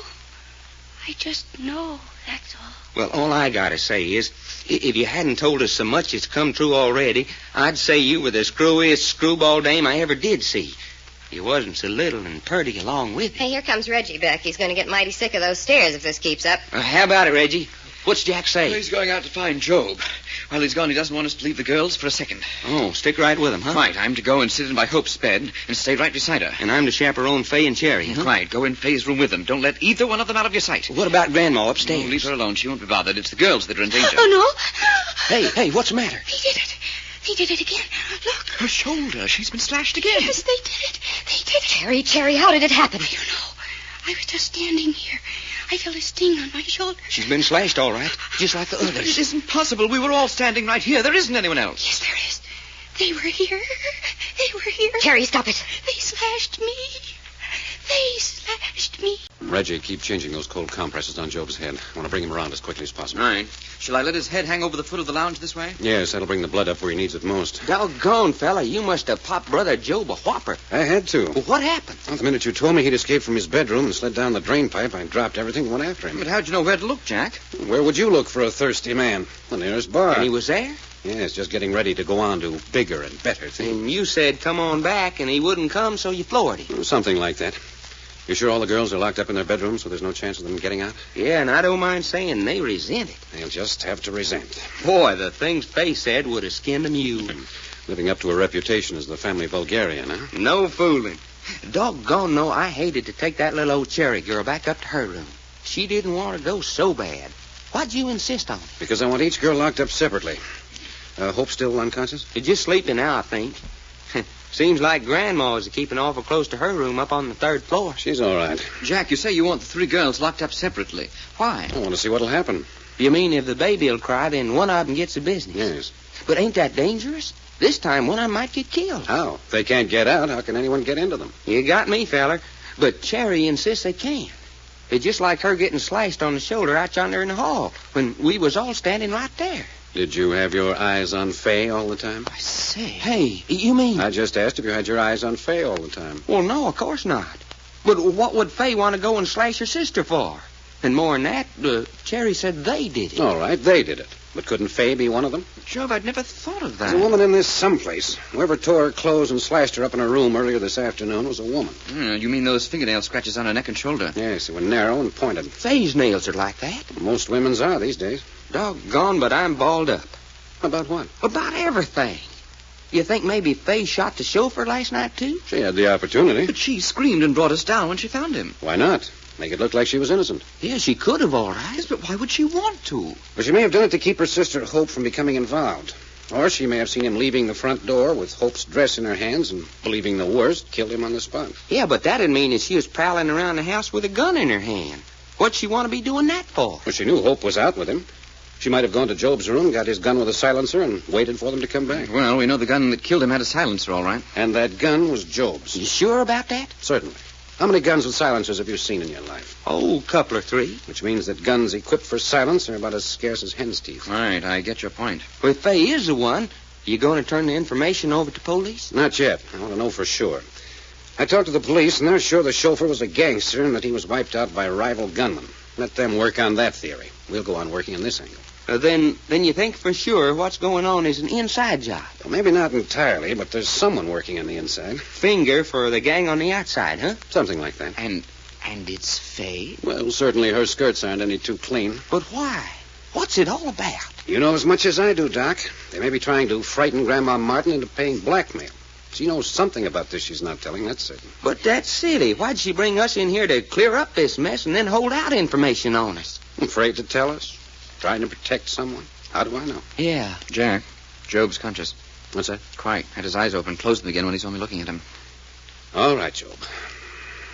Oh, what a head. Can you sit up? I don't know. Well, come on, try it. Oh. Say, what'd you hit me for? Because you wanted to argue about coming back, and I didn't have time to argue. Wasn't very friendly. I'm not here to be friendly. You sober? Yeah, I feel terrible. I'm not surprised. I always feel terrible when I'm sober. Like a fish out of water, huh? Look, be a good guy. Now, there's a bottle of brandy in the buffet. Go get it, Reggie. Righto. Job, Well, there isn't a doubt in the world your gun killed the chauffeur. Now, where is it? it's gone. I know it's gone. Where to? I don't know. I looked in my bureau drawer for it. It wasn't there. Why do you keep a gun with a silencer? It was a birthday present from Faye. Hey, a birthday present from Faye. Yes. But why would she give you a present like that? I always thought it would be fun to have one, so she got it. Here you are, Jack. No, I'll just take the bottle. On the other hand, you get one drink. That's all. One drink. Maybe after you've talked a while, you can have another. Here. That better? A little. Job, did you approve of Hope running around with a family chauffeur? Hope is old enough to vote. Isn't it the fact that your grandmother fired the last 4 chauffeurs because they were too friendly with Hope? Sure. As the man of the family, what did you think of this? Grandma wears the pants in this family. You had no desire for revenge on them for dragging your sister down to their level? Look, we got a motto in this house. You mind your business and I'll mind mine. So you're willing to look the other way, no matter what happened to your sisters? Oh, let me alone, will you? Another thing. Cherry says you and Hope are in grave danger. Oh, she's always talking. But why did she link you and Hope together? Did it have anything to do with her escapade with the chauffeur? I don't know, I tell you. I don't know what Cherry's talking about 9/10 of the time. You don't think you're in danger? Sure, I'm in danger. Everybody's in danger. You might get hit by a car or anything might happen. No, I mean specific danger. Oh, nuts. You say that, yet you know that someone tried to chloroform Hope this afternoon. Maybe she tried to commit suicide. How do I know? Well, it's possible. Except that there have been attacks on Cherry, too. Yeah. Somebody scratched her with a pin. Cut, not a scratch. And it was done with something very sharp. Do you use a safety razor?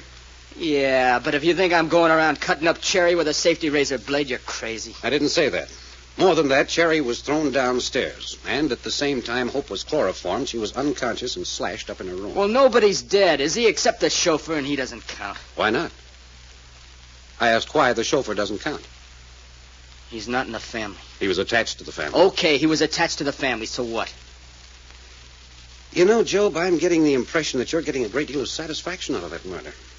How about another nip? No. You don't like Faye, do you? As a brother likes any sister. That's not answering my question. You don't like her, do you? If she was dead, I'd send flowers to the funeral. Oh, look here now. That's an ugly thing to say. Well, you asked me, didn't you? This is the first time we've seen you sober since we arrived. I've got a hunch I'd like to see you and Cherry together when you're in this condition. And what's that for? Well, you object? Look, don't I feel bad enough now without you bringing that terrified mouse down to whisper about the horrible death that's in store for me? Uh-huh. Yes, I think I'd like to see you and Cherry together. Doc. You want me to go get her? No, I want you and Reggie to stay here with Job. And keep that bottle away from him till I get back. You hear that, Job, old kid? I won't be gone but a minute. Say, old chap, you know, you'd be a handsome man if you didn't have such an unhealthy pallor. No. How long have you been hitting it up like this? Year, 2 years, I forget. You like the stuff? In such large quantities, I mean? Oh, now lay off, will you? Fine.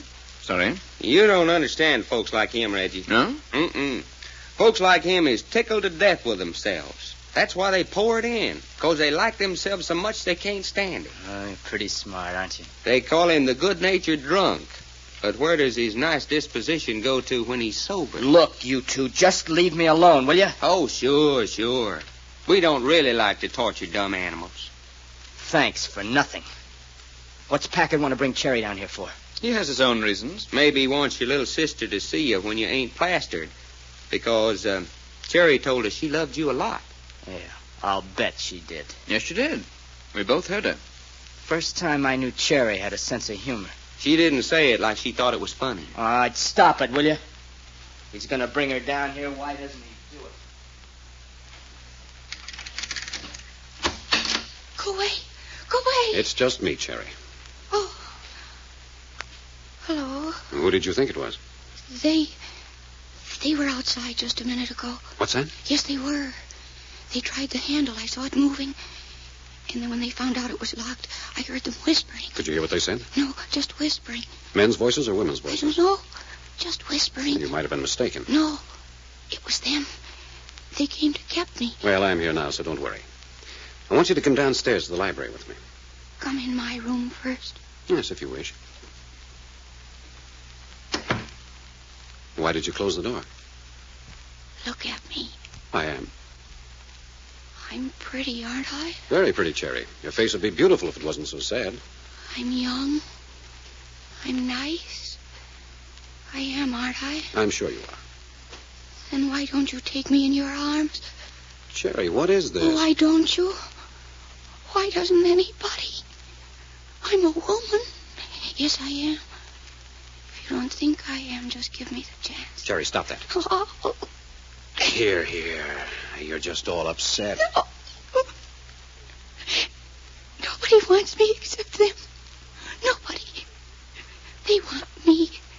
They want me so bad they'll tear down this house to get me. And they will do. If somebody doesn't take me first. I can't do it alone. No, not while we're here. Oh, Mr. Packard. Mr. Packard, I'm so afraid. I'm so afraid. Sit down here, Cherry. Yes? Hey, Jack, what'd you send Reggie out for? Special job that needed to be done at once. Oh. Well, hello, Cherry. Ain't you happy? No. Well, neither is your big brother Job here, so that makes two of you. Yes, I know. Well, ain't you going to say hello to your little sister, Job? We don't need small talk. My sisters and I understand each other. That's just the trouble. We don't. We don't what? Understand each other. We all want to love you so much, Job. And you won't let us. You crazy little fool. Job, don't talk to me like that. Don't you know these men brought you down here just to hear you talk? But I haven't got anything to say they shouldn't hear. Oh, you haven't, huh? No. Did you think I did? Look, I don't know anything about it. I wish somebody'd give me a drink. Has he had anything while I was up getting Cherry? Nope, not a drop. All right, pour him another jigger. Jigger. It's not even a drop of water on a hot stove. Job, I wish you wouldn't drink. Yeah. Yes. Why do you? The same reason Fay indulges herself in vulgar language. The same reason Hope's devoting her life to chauffeurs. The same reason you... What, Job? What am I? The same reason you're the way you are. But what am I? What is it I am? I want to know. I've got to know. Can't you see she's driving me nuts? Why don't you pull her off? I wish you'd answer a question, Job. What did you mean she's the way she is? No, thank you. And have them on my neck? Them? That's right. Cherry's mysterious they. The little people. Hey, you believe they are around, too? Very much around. They're going to destroy this house before they're through. Not while we're here to prevent it. Yes, they will. Because they will have completed the job here before you realize who they are. The Martins will come to ugly and early deaths one by one. It'll seem so strange, so unnatural, utterly unsolvable, and all the time they will be right under your nose. They, these murdering little people who've been closing in on Cherry and the rest of this household. Now, will you please give me another shot of that brandy? Jack, look at Cherry. White as a sheet. Cherry, do you hear me? Oh, yes. I was thinking. About what? I didn't know anyone realized how dangerous they were, except me. There's not a bit of blood in your face. Are you all right? Yes, I'm all right. But now I know why Job is drinking so much. Why is Job drinking? Well, why? Because he's as frightened as I am. That true, Job? No. Mr. Packard. Yes? Where are Fay and Hope and Grandma? Fay and Hope are locked in their bedrooms. Your grandmother's in her suite on the 3rd floor. Could they come down here? I suppose they could if there's any good reason for it. Yes, there is. I'll have to know what it is first. Job has something to tell all of us. Job? Hey, what are you talking about? I promise you he will tell something. But everybody's got to be here. You might as well save yourself the trouble. I haven't got anything to say to anybody. If he doesn't tell you, I will. I promise. She's crazy. I don't know, but I think we'll try it. Doc. Yeah? Go up and ask Grandma Martin to come down here. Then get Fay and have her help you bring Hope down. Wake Hope up if she's still asleep? Yes, she may still be a little weak. Okay. Oh, just a minute. See that she's warmly dressed. A person coming out of a heavy dose of chloroform's in danger of pneumonia. Yeah, I'll take care of her. Look here, Packard, I don't like this. You don't like what? It just happens I don't want to see my grandmother right now. Why not? That's my affair. Sorry, you'll have to stay. I haven't got anything to say, and neither has Cherry. But I have, Job. I'm not going to stay, and that's all there is to it. Job, sit down. You heard what I said. I said sit down. I punched you once tonight, and I can do it again if I have to. When are you going to sit down? You're being almighty high-handed in this house. Your grandmother gave me full authority. Now sit down and relax. Strong-arm method. Yeah, that's better. Sometimes a strong arm is the only thing people understand. At least give me another drink. No. You've had enough for now. I've never had enough. I never will have enough. Enough of what? Well, speak up. Enough of what? Job thinks he needs a drink, Mrs. Martin. Nonsense. Everyone tries to make Job appear worse than he is. Job, dear, would you like a cup of coffee? No, I wouldn't like a cup of coffee. Oh, don't be naughty now, Job. Oh, nuts. Hello, Grandma. What's wrong with you now? Nothing. Nothing, Grandma. And I'd like to know who moved the chairs in this library. Chairs? Certainly. They're not where they belong at all. Well, I'm afraid I'm responsible for that. Indeed. Well, they go right back where they belong. Get up, Cherry. Yes, Grandma. May I help you? Do you know where they go? Oh, I'm afraid not. Well, then stand out of the way. Just as you like. Well, hello. Did someone touch one of Grandma's precious chairs? Oh, hello, Fay. Hi, Miles. Hello, Job. How's drinking these days? Ha ha, great joke. Come on, Grandma, relax. Mind your manners, Faith Martin. Oh, those chairs of hers have been sitting in exactly the same spot in the library for 40 years. She knows where they belong to the fraction of an inch. I certainly do. There. Now, the room looks like something. Where's Doc and Hope? They're coming. Hope's feeling pretty good, so I came on down. What's happening now? Cherry and Job have an interesting surprise for us. Oh, Job's not going to confess he's responsible for the baby, is he? Don't be vulgar, Fay. Take your own chair, Cherry. Yes, Grandma. Job, come here to your chair beside me. Look, Grandma, will you lay off me tonight? Job. All right, Grandma, anything you want. Say, what is this? What do you mean, Job's own chair? Some more of Grandma's discipline.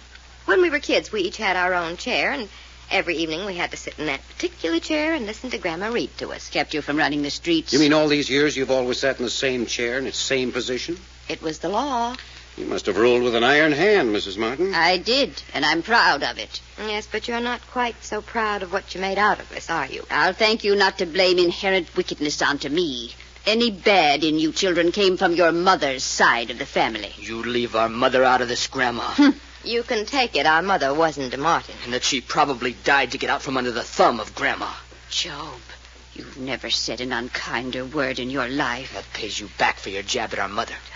You're an ungrateful boy, Job. Okay, I'm ungrateful. Yeah, everybody's in the library. Oh, here they come. They're kind of weak. You better sit down here. Hope, take your own chair. Hey, what you mean? Hope's in no condition to She can walk over here to her own chair. Well, I swear to Grandma. That's all right. I'm wobbly, but I'm game. Come on. Well, I don't mind telling you, Grandma. The more I see you, the more I don't like you. Keep a civil tongue in your head. There you are. Okay? Yes, I'm perfectly all right. Well, I think this is your first appearance among the living, if you call this living, since your attack of chloroform. Yes, and it's nice being alive if you're interested. I want to ask you a question about that later. About being alive? No, about who did it. Well, I can save the interview right now by saying I was asleep when it happened. You didn't wake up while it was being given? If I did, I went right out again. And you've no idea who did it? No. Not even whether it was a man or a woman? No. Come now, what's all this about? I think you asked for our presence down here, didn't you, Mr. Packard? That's right. This is to be Cherry's show. Cherry and Job's. What's the matter? Have they been after her again? This has nothing to do with they. Yes, it does. It has everything to do with them. I understood either Job here was going to make a confession or that you were going to make the confession for him. What sort of nonsense is this? It's true, Grandma. It's true. Job, what are you going to confess? Nothing. Cherry's got bats in her belfry, and they've got her going in circles. Mr. Packard, you mean you brought us all down here simply on the word of this neurotic girl? I'm not neurotic. You don't say that about me. Mrs. Martin, if you'll please just let me go ahead with this in my own way. But the child's utterly irresponsible. Please. Oh. Now then, Job. Don't look at me. I haven't anything to say. Cherry? Joe, why don't you tell them? Why don't you make a clean breast of the whole thing? What are you talking about? The murder of the chauffeur. Cherry Martin, are you accusing your brother Job? Be still, Mrs. Martin. I never heard Mrs. anything. Martin. Well, I never did. Is that what you're doing, Cherry? Accusing Job of the chauffeur's murder? Yes. Why, you little double-cross... It doesn't matter, Job. It doesn't matter. You'll never be punished for it. You're crazy. I suppose I'm the one who tried to chloroform Hope here, huh? Suppose I've been pushing you downstairs and slashing you. Just a minute, Job. Cherry, what do you mean he'll never be punished for it? Because they'll get him before the law does. Cherry, what do you mean? It's true, Hope. It's true. Are you trying to give us all the creeps? Why are you all looking at me like that? Stop looking at me like that. Do you hear? So the good-natured drunk killed the chauffeur, and they are going to get him before the law does, eh? Can I help it if that's the way it is? Can I? Can I? Doc. Yeah? Keep an eye on Job. You bet you. If you ask me, Jack. Hey, who turned out the light? Somebody turn it on again. Quiet. Listen. The baby. The baby. Doc, get the light on. I gotta feel my way around. Darned if it don't sound like it's right here in this room. Hurry up. Turn on that light. Got it. All right. Everyone stay right where he is. You all right? All of you? I don't want to be vulgar, but I feel like something laid a hard-boiled egg in the pit of my stomach. The baby cried. It's a warning. It's a warning to Job. Nonsense. I won't have it. What I want to know is how those lights were turned off. No one was within 6 feet of that switch. But the baby, the warning. Doc, you stand there right beside that switch from now on. Okay, feller. I'd like to see it. Job. Job. He's been shot through the head. The gun with the silencer. Yes. Oh, Job, darling. Oh, Job. Job. Didn't I tell you? Didn't I tell you? They want all of us dead. But the police have just got to be right, Jack. The shot that killed Job come from out on the porch. I know that. And Fay, Hope, and Cherry, and Grandma Martin was a-setting right in this room with us. That's right. So they couldn't have done it if they'd wanted to. Looks that way, doesn't it? It not only looks that way, it is that way. What you keep nosing around this library for? What you expect to find? The answer. Answer? Answer to what? Has someone in this room killed Job? You're crazy. That's so? I'll be a bow-legged hipponoceros if you ain't. Why, Ain't we just admitted Job was shot from out on the porch? Doc, you're sure Reggie's up patrolling the second floor hallway? Of course he is. That's what you just told him to do, ain't it? Yes. Well, then that's where he is. Looky, it's 3 a.m. How about us calling the whole thing off and going to bed? Can't. Well, if the police are satisfied he is shot from outside, why shouldn't we be? Because I know more than the police do. Okay, you know more than... Huh? You know more about what? What's going on in this house? For instance? We know that a baby cries in this house and that there's no baby. Yeah? We know that Cherry predicted Job's death not 10 minutes before he was killed. You mean her saying they would get him before the law did? Yes. How did she know? Well, how about her being in cahoots with the killer on the outside? Maybe. We also know that just before Job was killed, the lights went out in the library. And the baby cried. Yes, but what made the lights go out? Well, somebody snapped the switch. But who? No one in the room was nearer than 6 feet to the switch. It's right beside the door. Somebody must have sneaked the door open, reached in, and snapped them off. Who? Well, the guy that shot Job from the porch. Maybe. I don't think so. Well, why don't you? Here, bring your flashlight over here and run it along the floor. What for? Would you mind, Doc? Oh, no, of course not. Thanks. Okay. You know, fella, don't mind me saying so, but I think you're trying to make something out of nothing. You can go to bed if you want to. Oh, you know doggone well I won't go to bed till you do. Suit yourself. Why do you think somebody in this house done the murder? At least you can tell me that much. It was too well set up. It was all planned. What was? The murder. Cherry insisted on bringing the whole family down here. Cherry accused Job of killing the chauffeur and predicting his death. Cherry was frightened from the moment we brought her into this room with Job. Cherry's always scared. And just the same, she was breathless, expectant, waiting for something to happen. Then you really think she done it? On the other hand, Grandmother Martin acted very peculiar. She insisted on arranging the chairs in a certain position in the room. She insisted on each one of the family taking a certain chair. She selected the chair right in front of the window for Job. But didn't Fay explain that she'd been doing that since they were little kids? Yet when I interviewed the family on the first night we got here, she didn't insist. Everyone sat where he wanted to. That's funny. Yes, I think so, too. The only thing about Grandma doing it, though, everybody said Job was her favorite. You don't just up and murder your favorite grandchild. You don't even help somebody else do it. Still, she did make him sit in the chair in front of the window. Yeah, she done that all right. But looky, Jack, just before the murder, you was so sure that Fay was the one. I'm still not overlooking her. She's the most intelligent, the most capable of planning a foolproof murder. And she was the one nearest. Hey, wait a minute. I just thought of something. Did you hear any gun go off? What's that? When Job was shot, did you hear any gun go off? No. Well, neither did I. Just the smashing of the window. Which means the gun with the silencer was used. Yeah. I guess that'd have to be it, wouldn't it? Well, what's that for? Huh? Well, what's you doing that for? Marking on the floor where each chair is placed, just in case they're moved. There. And now then, we're ready to go upstairs. To bed? No, not to bed. Oh, all right. I was just asking. Will you tell me one thing, though? What? Why, if you think Cherry or Grandma or Fay is a killer, didn't you lock 'em up tonight? I set Reggie to patrolling in front of their rooms, didn't I? Yeah, but this afternoon you had 'em all locked in and had me and Reggie watching besides. Now you have their doors unlocked and you only have Reggie on the job. I've been waiting for something to happen. Huh? You been doing what? Waiting for something to happen. You mean that's what we've been doing in yonder in the library, waiting for something? Yes. Well, I thought you said you was hunting for something. Well, I had to put in the time some way. But what? Waiting for what? For the murderer to make the next move. For the... You mean you're turning the murderer loose to prowl in the house? That's about it. Well, just to see what he'd do next? Yes. Then why'd you bother to put Reggie up on the second floor? So we could get to all the rooms fast in case the baby cried. And no baby ain't cried. No. So you're giving up expecting something to happen? Maybe. I'll take it easy on the stairs. Yeah. Hey, that kind of makes my hair stand up, fella. Right this minute, a killer may be a sneaking and a crouching around in dark places. Hey, hold it. What's the matter? There's somebody standing there at the head of the stairs. What? Oh, what's the matter with you, Doc? That's Reggie. Well, what's he in the shadow for? Is that you, Jack? Yes, Reggie.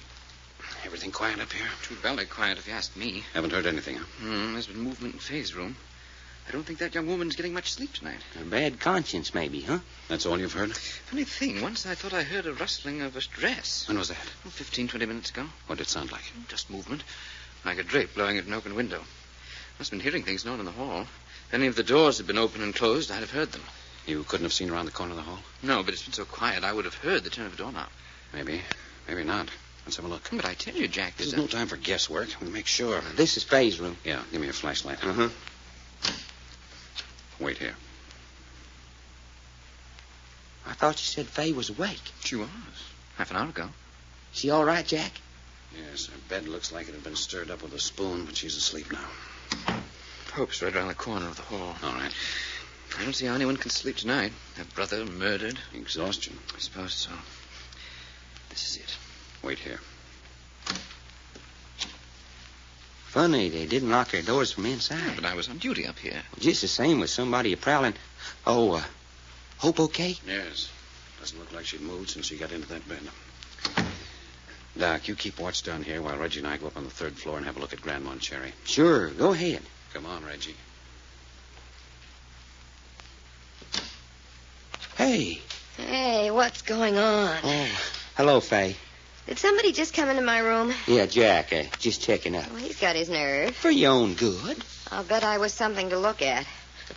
Didn't he ever hear the old saw, let sleeping girls lie? I guess not. Where is he now? Oh, up on the third floor, checking on Grandma and Cherry.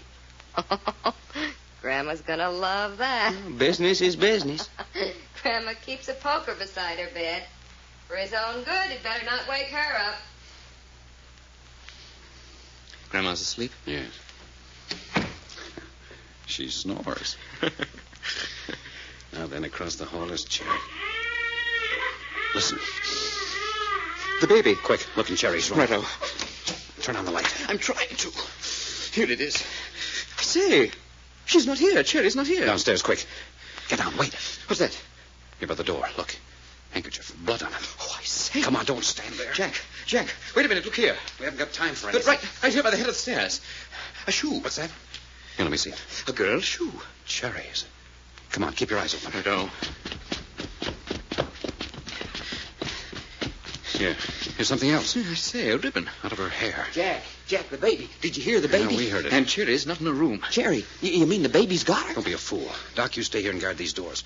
Reggie and I've got a job on our hands. Well, where are you going? Search the house. She seems to have been dropping things all along the way. I say, what's this? Stocking. Looks like a striptease here. I'm downstairs to the first floor. Uh-oh. There's something at the foot of the stairs. Another shoe. What's that in the hallway? Get it. I say, I don't see it. Toward the back of the house. The baby again. Hurry. She must have gone this way. All right. What'd you pick up that time? I don't know, but it's feminine, lacy, and perfumed. Well, hang on to it. Now, this goes into the kitchen. Come on. Now, look around. I say, here it is. Bit of lace. Looks like it was off a dress. Right in front of this door. Sure. Dark. Must be the cellar. Find a light? Fine. Here it is. Come on.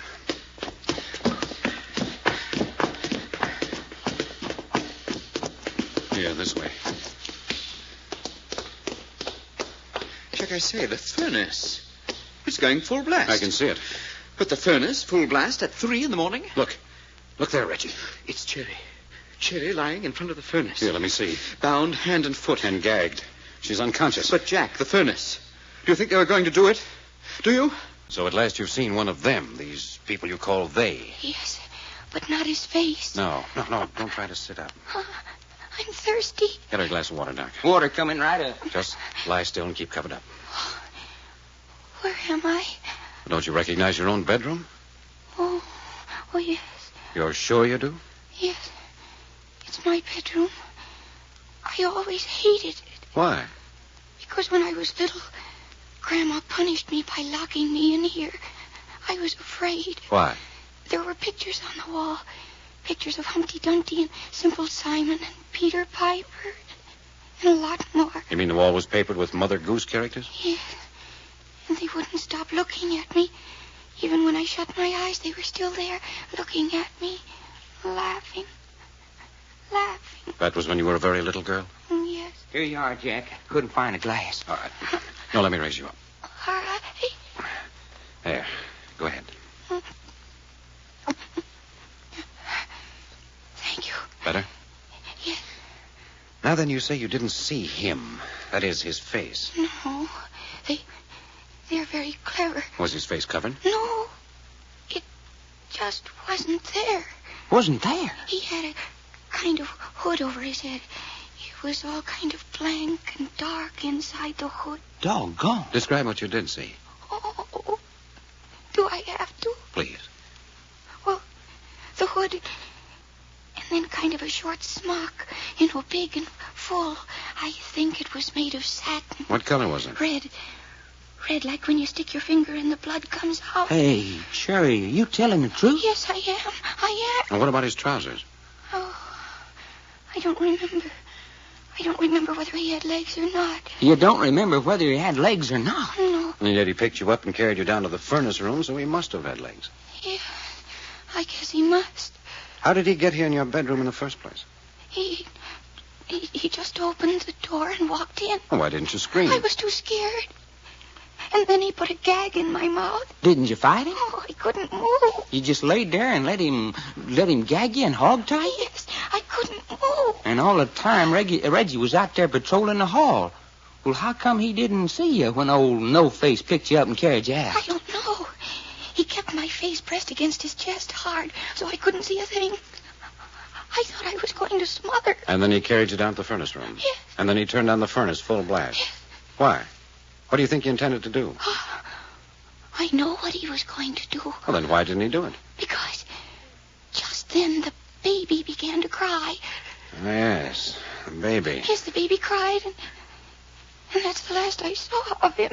You didn't see which way he went? No, he was there, and then he was gone. And the next you knew, we were beside you. Yes.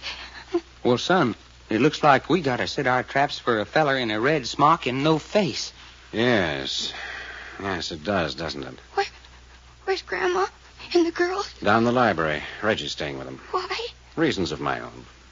You haven't done a very good job here, have you? Well, what do you mean? Since you came, the chauffeur was killed.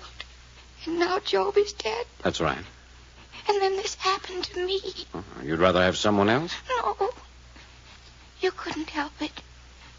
Nobody could. You think this reign of terror is going to continue? It's got to. It can't stop now. It's got to go on and on and on until there isn't any of us left. Nobody but Grandma. You mean you think you and Hope and Faye's going to be killed? Yes, I know it. You say you know. Do you actually, or is it just your belief? It's the same thing.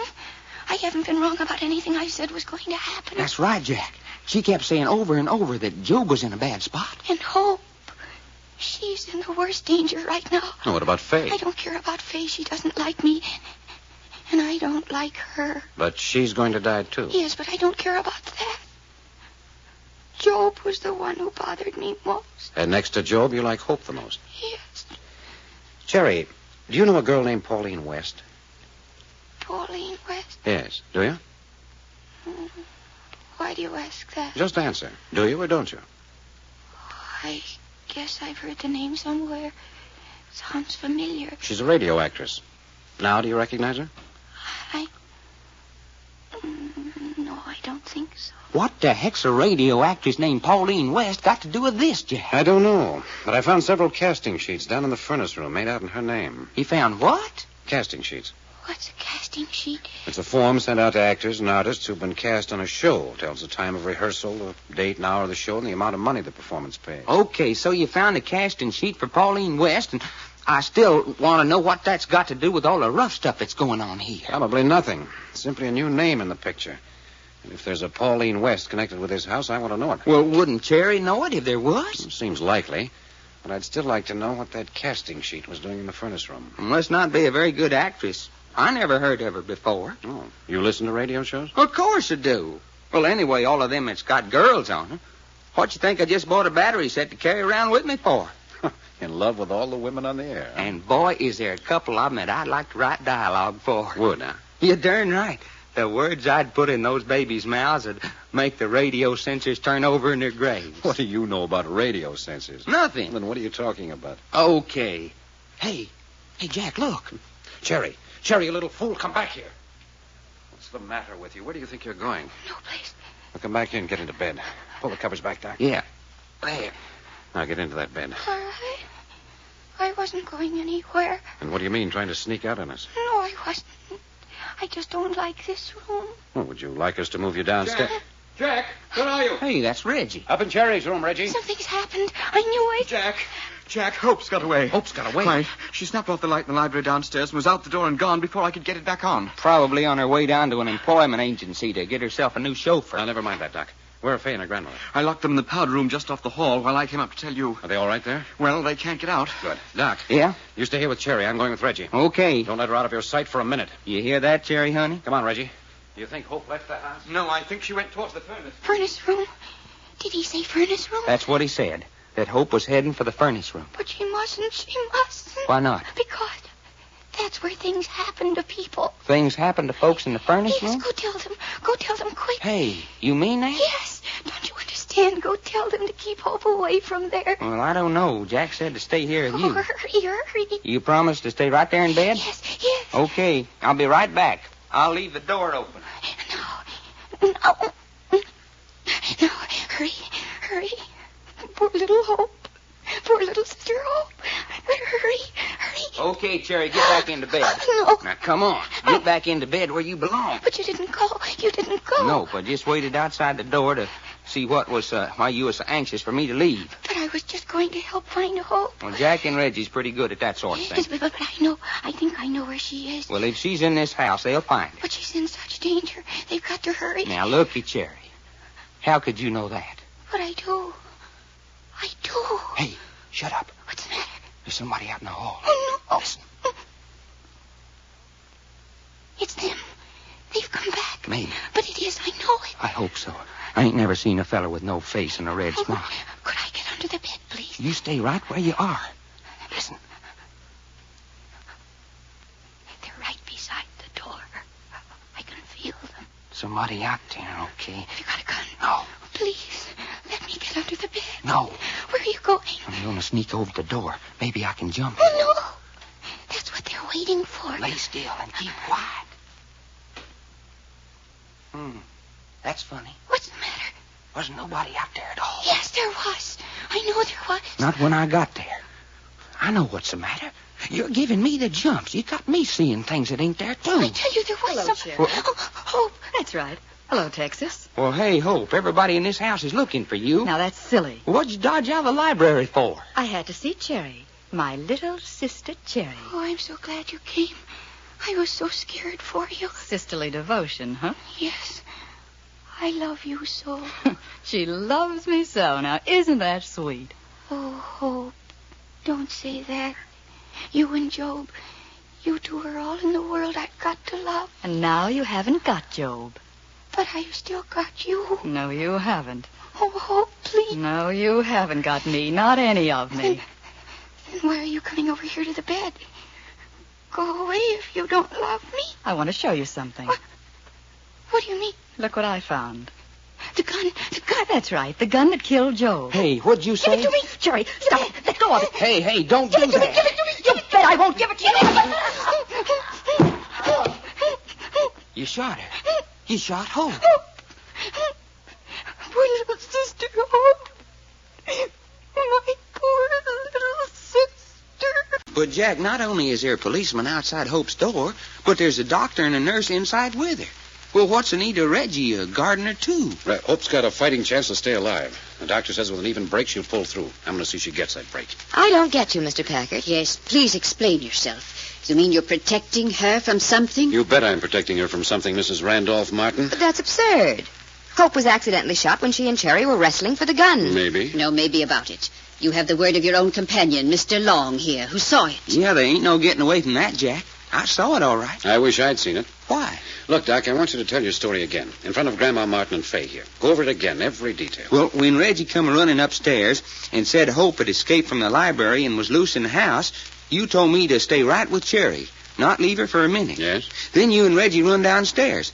Well, the minute you was out of sight, Cherry started in saying, "Don't let Hope go to the furnace room. Don't let Hope go to the furnace room." Kept saying it over and over. And then she says, hurry, go tell him. You must warn him. What did you do? Well, she sounded so scared, I thought maybe that I ought to tell you, and I started out the door. And just as I got out in the hall, I remembered you saying, "Don't leave Cherry under any circumstances." So I whirled around and tiptoed back to the door, and there was Cherry out of bed and putting on some slippers and her bathrobe. Well, I grabbed her and stuck her back in bed. Where was the terrified mouse going? Well, she said she was going to find Hope, that she thought that she knew where she was. Then what happened? Well, then the bedroom door was open, and I thought I heard somebody out in the hall. Cherry said it was them, that they had come back. Well, I sneaked over to the door and looked out, and nobody was there. Some more of Cherry's romantic nonsense. Yeah, well, I hardly got back in the room when Hope comes in. Now, this is the part I'm especially interested in. Be very sure about every detail. Where were you standing? At the foot of Cherry's bed. What was Cherry doing? Well, the minute she saw Hope come in the door, she sat up in bed. And Hope, where was she? Well, she come in the door and walked about halfway between the door and the bed at first. All right. Now go on. Well, yeah. Well, Hope just walked in and said, "Hello, Cherry." Well, I was looking at Hope, but Cherry made kind of a funny little gurgling noise in her throat, and I looked at her, and she was kind of green around the gills and trembling. Cherry, afraid of Hope? What are you talking about? Well, that's the way it was, Faye. I'm just telling you what I saw. Horse feathers. Well, I'm only telling you what I saw. Go on. What then? Well, I said, "Hey, Hope, everybody's looking for you. Why'd you dodge out of the library?" She said, "On account I got to see Cherry, my little sister Cherry." Just how did she say it? I can tell you how she said it. She was making fun of Cherry. Was that it, Doc? Well, yeah, kind of all right. Cherry was a-shivering all the time, but she said, "Oh, I'm so glad you came. I was so scared for you." Then she said, "I love you so, Job and you." The mouse always was sloppy with her emotions. Yeah, it kind of made the hair stand up on my neck. Her saying sweet things in a kind of pleading voice and all the time trembling so she could hardly talk. What was Hope's reaction? Well, she said, and now you ain't got Job." And Cherry said, "But I still got you." And Hope said, "No, you haven't. Not any of me." And then she started toward the bed. Well, Cherry kind of cringed down and said, "Go away if you don't love me." But Hope kept it coming until she got right up to the bed. What were you doing all this time? Well, just standing there at the foot of the bed. That's great. But, Jack... Forget it. Go on. Well, when she got right up to the bed, she pulled out Job's gun with a silencer on it. And the next thing I knew that they was fighting over like a couple of cats. And before I could get around the bed, it went off. And Hope sort of stood up on her tiptoes, and then just crumbled up, all in a heap. You said before that Hope said it was the gun that killed Job? Yeah, that's right, she did. You're sure she didn't say where she got the gun? No, just that she found it. Mr. Long, Yeah, Grandma? was it your impression that Hope intended to shoot Cherry with that gun? Well, she was sure enough going to do something with it. But she didn't say anything about shooting Cherry. Well, no, not exactly. Just look what I've got. Then maybe she actually just intended to show the gun to Cherry. Cherry got excited and thought she was going to shoot and made a grab for the gun. Well, maybe. Doc, you believe Hope came up here with the planned purpose of killing Cherry? Well, doggone it, Jack. She was all steamed up for something. You could see hate all over her face. You'd have thought Cherry was a worm the way she stepped on her. And when that gun come out of her dress, there was no fooling about it. I don't believe it. Well, let's see now. If Hope did intend to kill Cherry, could she also be responsible for the other deaths? Well, she was the last one to see the chauffeur alive. That we know about. And she was sitting in the library right next to Job when he was shot. Nonsense. Not such nonsense as you might think, Grandma. I say nonsense. Well, if that's the way you feel. It's exactly the way I feel. None of my granddaughters is a murderer, nor are they connected with murderers. The chauffeur and Job were killed by men outside this house. Hope was accidentally shot. That's all there is to it. To try to read anything more into it is unjust and unfair to the name of Martin. Grandmother Martin, you know better than that. I know nothing of the kind. The police will eventually find the killers of Job and the chauffeur. The doctor gives Hope a good chance for recovery. That's the end of it. You believe that, Faye? Why not? What Grandma says goes. You're not interested in where Hope found the gun with the silencer? You're not interested in who bound and gagged Cherry and carried it out to the furnace room? You don't want to know what makes the baby cry when it's... Here. Huh? What's the matter, Jack? Doc, did the baby cry before Hope was shot? Hey. It didn't? No, not a peep out of him. You don't suppose he's losing his grip, do you? Well, there you are. That proves the shooting of Hope was an accident. It does? Certainly. You said yourself the baby always cried as a warning when one of the family was in danger. Yes, and certainly Hope was in danger, whether accidentally or by plan. Why didn't the baby cry? Because it happened too fast. But if our psychic baby can anticipate a planned attack, why couldn't it anticipate an accident just as easily? Well, I guess I don't know. I'll tell you why. It didn't dare cry. But why not? Never mind why not. But that's the answer. It didn't dare cry. Well, ain't you going to say any more than that? No, if you don't get the answer from that, I'm not going to tell you. Mr. Packard, you mean you know more than you're telling us? I know a great deal more. I know who the murderer is. I know where I can put my finger on the baby when I want it. I know who killed Job and how it was done. I know who they are. Those they people Cherry's so frightened of. And she has a right to be frightened. I'd rather be where Job and the chauffeur are right now than to have them after me. Mr. Packard, you're talking like a madman. I'm sorry. Yeah, fella. What's eating on you? So you know who the murderer is? That's right, Faye. Mm-hmm. That's interesting. Very interesting. Faye, I asked Cherry this question. Now I'm asking you. Do you know a radio actress by the name of Pauline West? What's that? Oh, you do? Pauline West. What has she got to do with this? If you know Pauline West, then you certainly know Yes, of course. Why didn't I think of it before? What's this nonsense about Pauline West? that. You never heard of her? An actress on the radio? What would I know about a radio actress? Well, Fay, apparently you're the one person in the house who knows her. Well, what of it? I called the broadcasting company where she had done most of her work and asked them where she lived. They gave me this address. That's preposterous. I don't think so. Down in the furnace room earlier tonight, I found casting sheets. You found what? A printed form from the broadcasting studio giving the day and hour of her broadcast and how much money she was to get. How much? Well, it wouldn't buy any fur coats. Then we may assume she's not a star. No, run-of-the-mill actress. Well, young man, there's no actress in this house, run-of-the-mill or any other kind. Fay, Yes? remember the night the chauffeur was killed? You told me you'd been down in the furnace room burning some letters. Yes? It wasn't casting sheets you were burning, was it? Oh, really? Are you asking me to break right down here and confess all my sins? I'm just asking you if you were down there burning casting sheets and that some of them were dropped unnoticed by you. No, I wasn't burning Pauline West's casting sheet. But looky, Jack, this don't make sense. If there's a girl named Pauline West in this house, why ain't we seen her? You want to answer that, Fay? No. Do you? Not just yet. I didn't think so. But I will tell you one thing. You're one person who isn't going to get out of our sight for 1 second from now until this case is cleaned up. Dangerous? Very dangerous. Are you saying my granddaughter Fay is dangerous? Fay understands what I mean. Sure. Doc. Yeah? Fay's your one and only responsibility from now on. I don't care where she goes, what she does, or what happens. You don't leave her. Not under any circumstances. Get it? Got it. Hello, Shadow. Lady, me and you is the same as handcuffed together, beginning now. Well, see, you don't forget it. Mr. Packard, I've changed my mind. You've changed your mind about what? I've decided that your services in this house are no longer needed. You what? I say I don't want you here any longer. Well, that's too bad. It's not too bad. It's the end. Get your things and get out. Hey, looky, You Grandma. heard me. Get out at once. You mean now, just as the case is on the point of being solved, you want us to leave? Yes. You want this murderer free to roam this house? You want your granddaughters left unprotected to face sure death? Is that what you want? I want you to get out. Very well. Hey, Jack. Shut up, Doc. Very well, I'll turn over my information to the police and we'll get our things. Wait. Well? There's a check for $10,000 waiting for you at my attorney's office. Hot dog. On the understanding that the moment you pick it up, all three of you leave Hollywood and disappear for a year. After I've turned my information over to the police. No. You talk to no one. That's out. For $10,000. Absolutely out. You know as well as I do that I have information in this house that the police would never find out. You know that every granddaughter in your house could be killed, and except for what I know, it would remain a baffling mystery to the end of time. Yes, I know that. Well, that information is not to be bought. Not at any price. Then if I was the murderer, do you know what I would do? It might be interesting to know.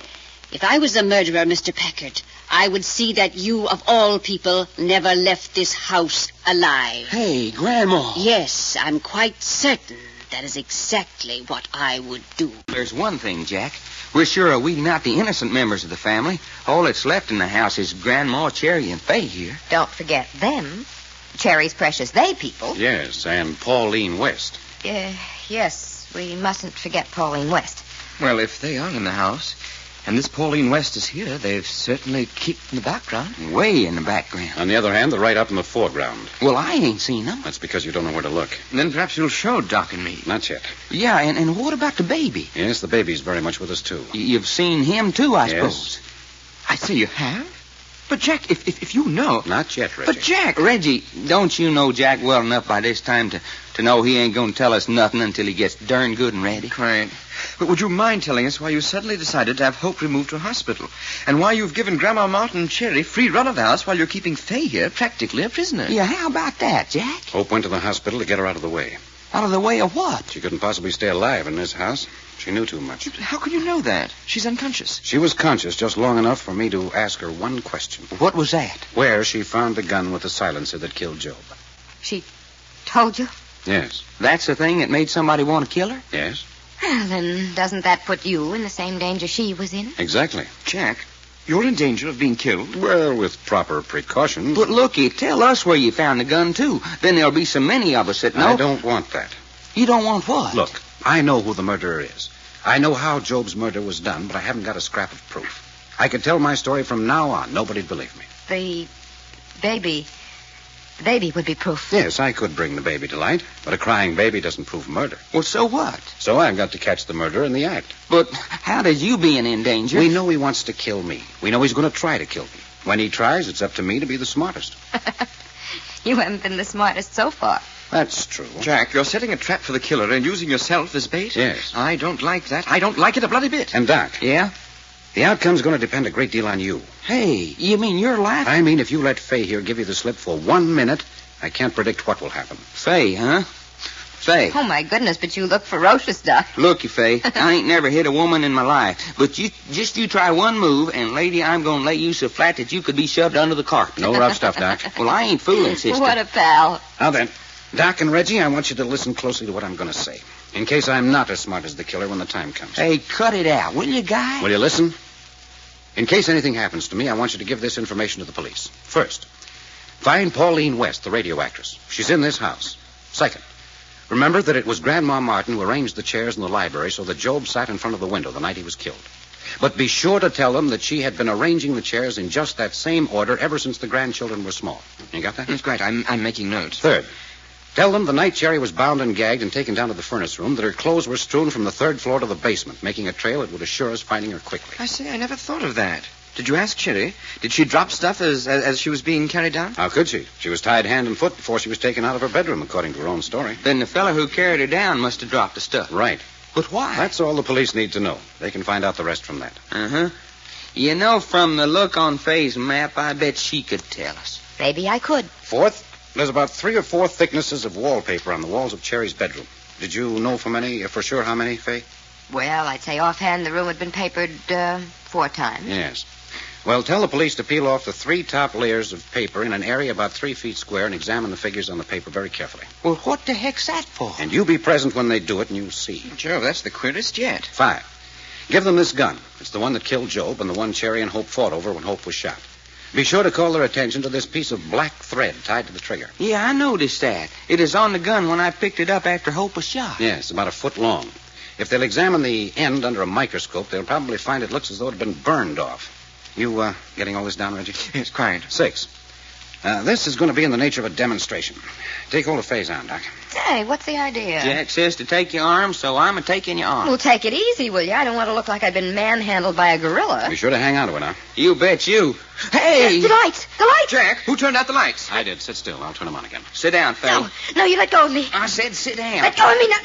Go! Why, you little cat, sit down. Get them lights turned on, Jack. Let me... Here they are. Oh, I say. Doc, what happened? Looky at my face. Scratches. She did that. I say she done it. She tried to get away. Fay, what's the matter with you? Why'd you try to get away? Why not? It was dark. Lady, you don't know how near you come to getting soft. So what? But the lights, what made them go out? I turned them out. How could you? You were 6 or 8 feet from the wall. The same way they were turned out last night before Job was killed. Look, I've got a piece of heavy black thread. Thread? That's all. I tied it to the switch when you weren't noticing. When I was ready for the blackout, I pulled on the thread, pulling the switch down. Lights go out. The thread slips off the switch, and... Then somebody right in this room snapped off the lights. That's right. Fay, is that why you made such a fuss? Because Jack found out how you switched off the lights? Oh, don't be absurd. Jack didn't say I did it. Well, what about it, Jack? Did she? I can't prove anyone did it yet, but demonstrate it to the police if I'm not here. Quite. That's 5 things to tell the police. And that's all. Now then, Reggie. Yes? I want to talk to Grandmother Martin and Cherry separately. Go find them. Have you any idea? No, but they're around the house someplace. Well, how do you know that? We ain't kept a watch on them for hours. How do you know they ain't slipped out? Because the house is completely surrounded by plainclothes detectives. What's that? That's right, Fay. What's that for? Because of Hope. Whoever wants her dead might otherwise have slipped away and followed her to the hospital. I see. Think of everything, don't you? We do our best. There's murder loose in this house. We're doing what we can to keep it here, under quarantine. Well, go on, Reggie. Find Grandma and Cherry. Righto, I'll have a look. Oh, Reggie. Yes? One at a time. Bring Cherry first. Cherry it is. We're just going to sit here and wait. I am. You can do as you choose. I choose to go up to my room. Go ahead. Hey, Jack. You go too, naturally. But leaving you down here alone, fella. You stick to Fay. Don't worry about me. Well, come on, Shadow. Yeah, only I still don't like it. You've certainly got a lot of faith in your partner. What you mean? 2 girls and 1 old woman, and you're worrying about leaving him alone here in the library. Well, so I'm afraid to... And all the time he'll be within calling distance of you and Reggie. and the house surrounded by cops. That's what I call real bravery. Don't make us all look ridiculous, Doc. Go along with it. Well, I got a feeling. Oh, come on if you're going to. Yeah. Okay, let's go. You better lock the door when we go out, Jack. 5:30. I don't quite know where you are. You may be right here in the room with me. You may be watching from some panel I don't know about, or at one of the windows or doors. I don't know. All I know is that you've been listening to everything that's been said in this room. I knew you were there. That's why I sent Reggie out to find Grandma and Cherry. That's why I let Faye go up to her room with Doc, so we'd be alone. You may be the murderer. I don't know. But whether you are or not, you're a very unhealthy person. You're afraid. You feed on darkness. Your thoughts are lustful and violent. You're the power of evil in this house. You're not only cowardly and violent and evil, but you're much worse because you're a woman.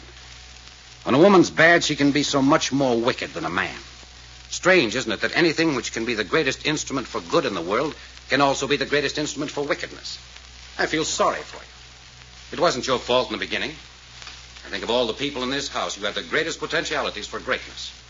You could have been just as great in the realm of goodness as you are superior in the realm of evil. You've worked with such perfect deliberation, coolly, masterfully, with superior knowledge of human nature. You've even used your own weakness to the best advantage.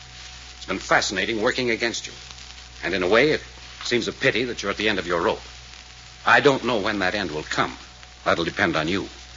An hour, day, not much more than that.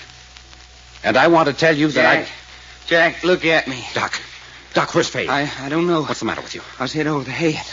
Hit over the head. Doc. Hit over the head. The baby. Reggie, it's the baby. Find Faye. We've got to find Faye. What is it, Jack? Where are you? What's the matter? Jack, where are you? Doc, what's the matter? Hit on the head. Find Faye. Hit on the head? Who did it? Doc, answer me. Who did it? I don't know. Be all right in a minute. Find Faye. Find Faye? Why? What's the matter with Faye? Jack's scared. Find Faye. You sure you'll be all right? Yeah, sure. The baby. Doc, I've got to go find Jack. Jack, where are you? Reggie, where are you? I'm in the living room, Jack. In the living room. Stay right there. I'm coming. Something's loose in this house. Something dangerous. I can feel it. Oh, Jack, are you all right? Yes, I'm all right up and down in the furnace room. Have you seen Faye? No, but the baby. Yes, I heard it. We've got to find... Jack! Out the hall, quick! Who is it? Who fell downstairs? Grandma Martin. Oh, my. Hey, is she dead? No, unconscious. Jack, look at her leg. Yeah, broken. Oh, that's too bad, an old lady like her. Jack, Reggie. What was it? Hey, what's the matter with Grandma? Thrown downstairs, unconscious and broken leg. You mean Faye done that to her own Grandma? We haven't got time to talk. Doc, how do you feel? Oh, better than it did. Can you carry Grandma into the library? I guess so. Then take care of her. Don't leave her for a minute. But I want to go... You're not in any condition to go anywhere. Do what I tell you. Come on, Reggie. Where are we going, Jack? Search every room on the second and third floor. We're looking for Faye? I'll search the rooms. You stand here in the hall. See that no one slips by.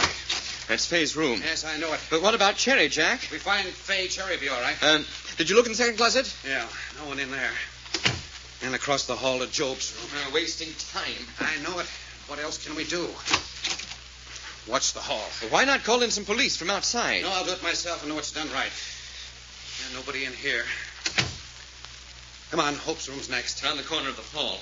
If Faye threw her grandmother downstairs, she's got to be up here somewhere. If she's not in here, she's got to be on the third floor. Don't forget to look in that window seat. Don't watch me. Keep your eye on the hall. You expect her to try to slip by? I expect someone to try to slip by. We're closing in. Looking for anyone in this house is a ballet job. Nobody in here. Come on up to the third floor. Righto. They've got to be... Wait, hold it a minute. What's the matter? Here's the linen closet. Don't let's pass up anything. No, go away. It's Cherry. Oh. Cherry, what are you doing in this linen closet? Crouched on the floor like a ballet animal. Cherry, answer me. What are you doing here? She's after me. What are you talking about? Who's after you? Faye, she mustn't. Faye's after you? What for? She wants to kill me. Where is she now? I don't know. Here, get up on your feet. Look here. Go easy, Jack. Now then, answer me. Where's Faye? I don't know. Answer me, do you hear? Tell me where Faye is or I'll shake it out of you. Oh, I don't want to see her. I don't hear her. I don't. Jack, this is beastly. Don't you think I know it? Well, she's so terrified now she doesn't know what she's saying. You can't get anything out of her like that. No, I guess you're right. Oh, Jack, look at her hands. Fingers straight out, stiff like claws. I can't bend them. Something's happened to them. Here, let me see. Oh, like ugly claws. Cold as ice. I can't bend them. Look. I can't bend my own fingers. I can't.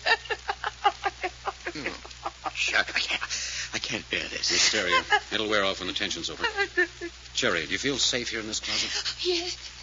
Yes, it's dark. They can't find me in the dark. All right. Go back in. I'll lock you in. Jack. We can't take her with us. We've got to find Faye. But she shouldn't be left alone. I tell you, we've got to find Faye. I'll be all right. We'll come back for you in a little while. I don't like it, Jack. I don't like any of it. I hate women who get themselves into messes like this. Now, come on. They certainly aren't the best. Come on up the third floor. Cherry with her fingers split out, stiff like clawing talons. Grandma sprawled grotesquely at the foot of the stairs. I wonder how we'll find Faye. That's pleasant. I say we're not rushing about as we were. Isn't it as important to find Faye as it was? Just as important, but not as urgent now that we know where Grandma and Cherry are. I see. And she's got to be up here ahead of us somewhere, huh? Yes. All right, now for Cherry's room. I'm to wait out here? Yeah. You don't suppose... Jack, come here. What's the matter? Look. Round the corner of the hall there. Shadow. Creeping this way. That's a man. Light behind him is throwing a shadow ahead. There haven't been any men in the house? Well, there is now. You want to take him or shall I? Let me. He's almost to the corner, so get set. Righto. Move fast. He may have a gun. Quite. Hold it. Get him, Reggie. Look out for his gun. There. Good work, Reggie. Here, let's have a look at him. Here's his gun. Do you suppose this is the chap who carried Cherry down to the furnace room? Hello. Reggie, we made a mistake. What's that? Here, look at this badge on his vest. Badge? Yes, police department. Oh, but I say. Plainclothes man from the detective bureau. You've had the doubtful honor of knocking out a policeman. Yes, but what's he doing here? Naturally, I wouldn't have tackled him. Well, that's what I want to know. What's he doing here? I wonder if they've planted any more in this house. But I thought you said they weren't going to. They weren't. They said they'd keep all their men out. What's that? I don't hear anything. I do, from Grandmother Martin's suite of rooms. Come on. Here, this is it. Here, this way. Jack, what's that smell? Chloroform. Here, she's locked in this closet. Faye, do you hear me? Get me out of here. Hurry. Get me out of here. Listen, get hold of yourself. Save your breath. We'll get you out. But how? The door's locked and there's no key. We'll break it in. Righto, but can we do it? Wait. Faye, can you hear me? Yes. Yes, hurry. Lie down on the floor. We're going to break in the door. Do you hear? Yes. All right. Well, come on, Reggie. Together now. Solid. Once more now. It's coming. Do it again. Now.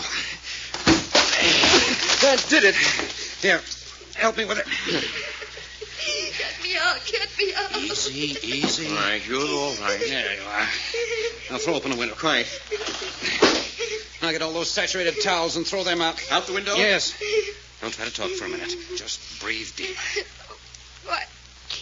Why would she do it? Don't talk. Just breathe. Half a dozen towels soaked with chloroform, enough to kill an elephant. Out they go. I can talk. Let me sit up, please. Take it easy. The fresh air is all I needed. Who locked you in that closet? Grandma. Grandmother Martin tried to kill you? Well, how did she get you in the closet in the first place? Yeah. You remember Doc was bringing me upstairs? Yes? Somebody hit him on the head. I didn't see who it was. I just ran. I was so scared. You didn't do it? No. I ran up here to Grandma's room. She wasn't here, but she came in just a minute. Well, where'd she been? I didn't get a chance to ask her. She was out of breath. She said, Quick, Faye, get my slippers out of the closet. I didn't think. I just went in the closet, and she slammed the door on me and locked me in. And the chloroform towels were already in there? No, she said, you'll be safe in there, my girl. Then I heard the door to her room open and close, and I pounded on the door to be let out, and in a couple of minutes she came back in. What did she say then? Nothing. I think she didn't say a thing, but pretty soon she began pushing towels soaked in chloroform under the door. Joe, Grandma Martin. I was all wrong. I thought I knew who the murderer was. I thought I knew from the way you talked, Jack, but I was wrong. It was Grandma all the time. Grandma Martin, I thought it was you. You thought it was me? Yes, we found Cherry hiding from you. I say, are you sure it wasn't you? It was Grandma, I tell you. But Cherry said you were trying to kill her. Jerry said I was trying to kill her. That's what she said. And see here, you might have locked yourself in there with those towels, you know. But I didn't. Jack, I thought you said you knew for sure who the murderer is. I do, Faye. I know just as sure as I'm sitting here looking at you. It's just as true as I'm standing here. Grandma tried to kill me. Would you go on the witness stand and swear to that, Fay? Certainly not. This is a family affair. Nevertheless, it's true. You're mistaken, Fay. I'm not. Yes, you are. Because at the time you say Grandma was shoving towels saturated with chloroform under the door of the closet you were locked in, she was lying unconscious at the foot of the stairs on the first floor. No, I tell you. That's right, Fay. I was there when she fell. I'll grant you, your grandmother may have locked you in the closet, but she wasn't the one who tried to chloroform you. Then who did? She was the only one who knew I was in there. No, the murderer knew. But how? How could he possibly have known? Have you forgotten you pounded on the door and yelled to get out? It drew the killer's attention to you. What a perfect setup. Your grandmother locks you in, so naturally if you die there, everyone would suspect your grandmother. Then that's why he wouldn't answer. He wanted me to think it was Grandma. Certainly. The killer was roaming around the house. Grandma Martin locked you in the closet to protect you and started downstairs to find me. She was thrown or pushed down the stairs by the killer, who then came on up to the third floor. Here you were, yelling and pounding. Saw the perfect opportunity to finish you, and nearly succeeded. But, Jack, what about Cherry down on the second floor? When we found her crouching in the linen closet, she was in a fit of terror. She said Fay was after her, trying to kill her. She was mistaken. You mean she mistook the killer for Fay? But in that case, who is the killer? You don't know now. No, I don't. Oh, look here. There's only one person. It could be Pauline West, the radio actress. Yes, Pauline West. Yes, it would have to be. She's the only other person connected with this house, the only other name mentioned. Yes, Reggie. Pauline West is the murderer. But where is she now? Why haven't we seen her? Is she in the house now? Yes, and you're going to see her very shortly now. In fact, in the next few minutes, I'm going to turn Pauline West over to the police. No, you can't do that. No matter what happens, you can't do that. She's guilty of murder. She killed your brother Job. She was responsible for Cherry accidentally shooting Hope, although it wasn't an accident. She tried to kill your grandmother by pushing her downstairs. She tried to chloroform you, and she was responsible for Cherry being pushed downstairs and being slashed over and over again. I know it. Oh, don't you understand? We'd all rather be dead. We'd all want to be dead if she was taken into court and made a public exhibit. Something for the newspapers to gloat over, for the appetites of the scandalmongers to feed on. I'd rather see all of us dead than to see that happen. I'm afraid I haven't got much choice in the matter. I warned your grandmother when she brought us in that if the murder was in this house and I could prove it, nothing could prevent me from turning it over to the police. Then if I get the opportunity, I will kill her with my own hands. Oh, but you mustn't. That'd be terribly foolish, because then you would have to be the public sensation instead of her. No, because you'd never take me alive. Reggie, under these circumstances, Faye's a very dangerous young woman. It's going to be necessary for you to stay by her and prevent her from doing what she said she'll do. How much longer is this going to keep up? Only a few minutes. Only until I have Pauline West in safe custody. No, you can't do it. Reggie, stop her. Jack, she's locked us in. Now we are in a fine mess. We've got to break down that door. Right on, let's go. Wait, listen. The baby. Oh, look here. Come on, we got to get out of here. Together now. Once more should do it. Hurry. More solid than I thought. We've got to keep trying. We've got to get out of here. It's murder. We've got to get out of here quick. Cherry, is that you? They don't come near me. Cherry, listen. We haven't got much time. Give me your hand. Now, come on. No, Faye. I tell you, we haven't got much time. Now, hurry, faster. Faye, where are we going? I don't want to go. Now, then, up these stairs to the attic. The attic? Faster. Wait. But why, Faye? Why? Come on.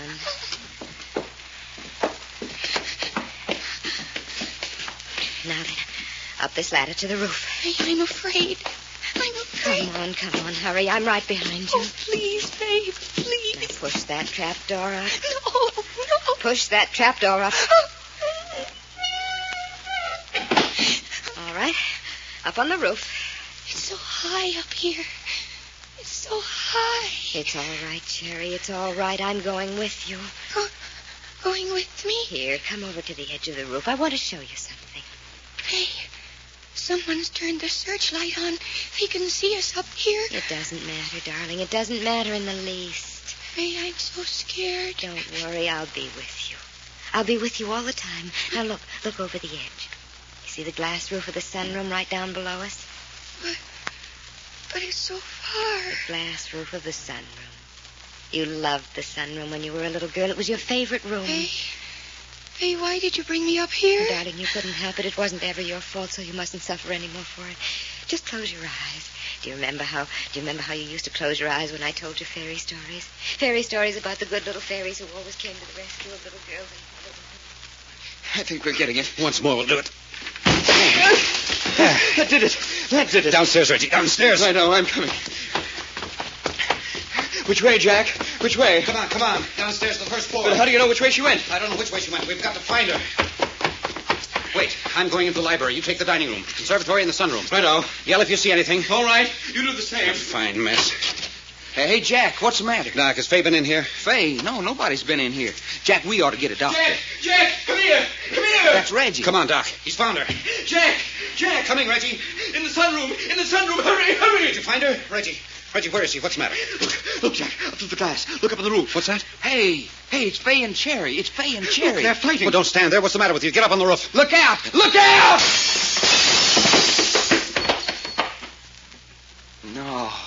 No, it shouldn't have happened that way.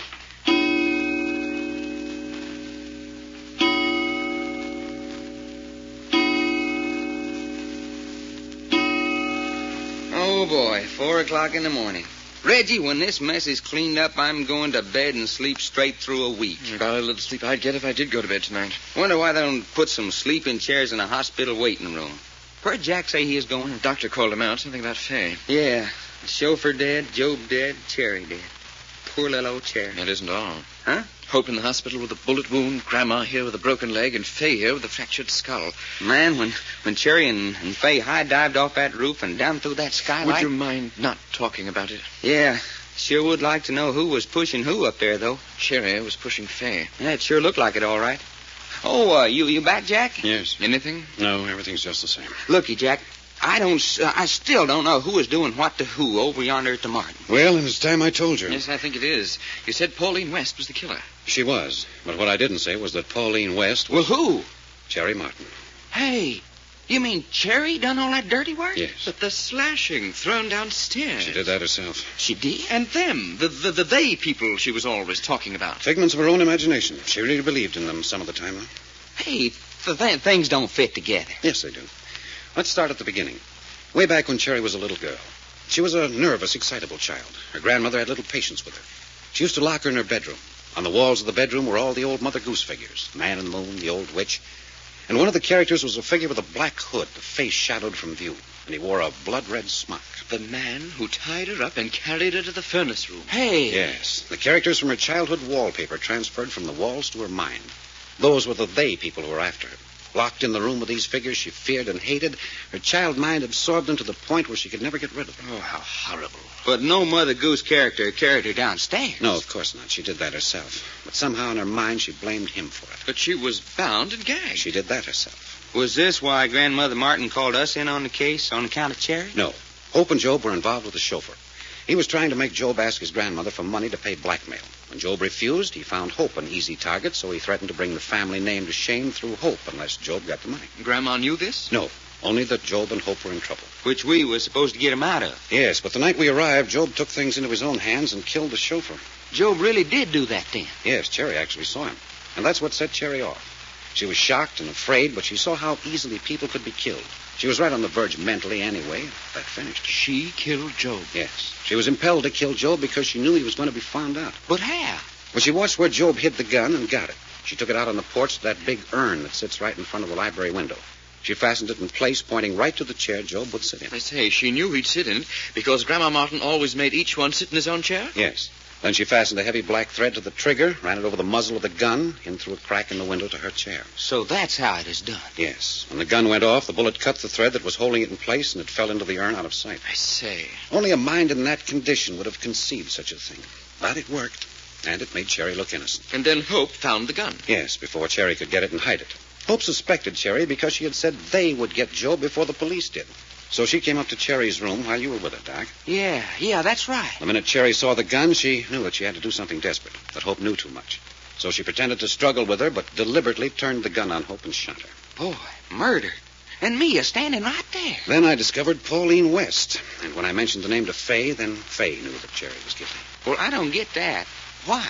Because Fay knew that 2 or 3 years ago, Cherry had tried to be a radio actress. To keep the rest of the family from knowing, Cherry had taken the name of Pauline West. She wasn't a good actress, but they discovered she could cry like a baby.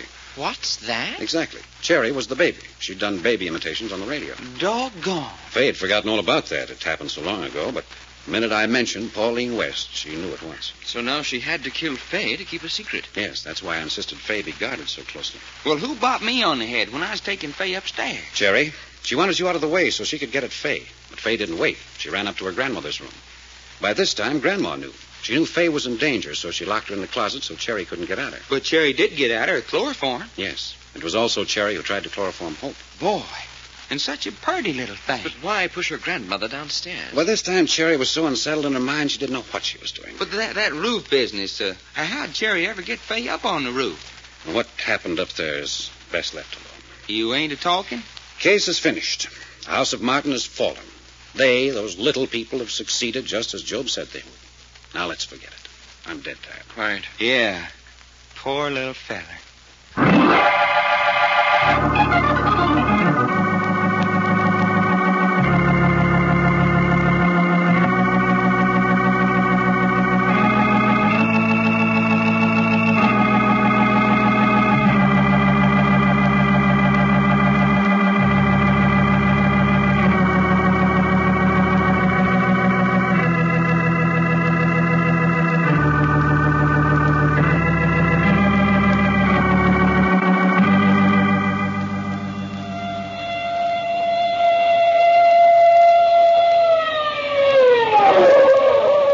Further transcribed adventures of Jack, Doc, and Reggie will come to you tomorrow at this same hour.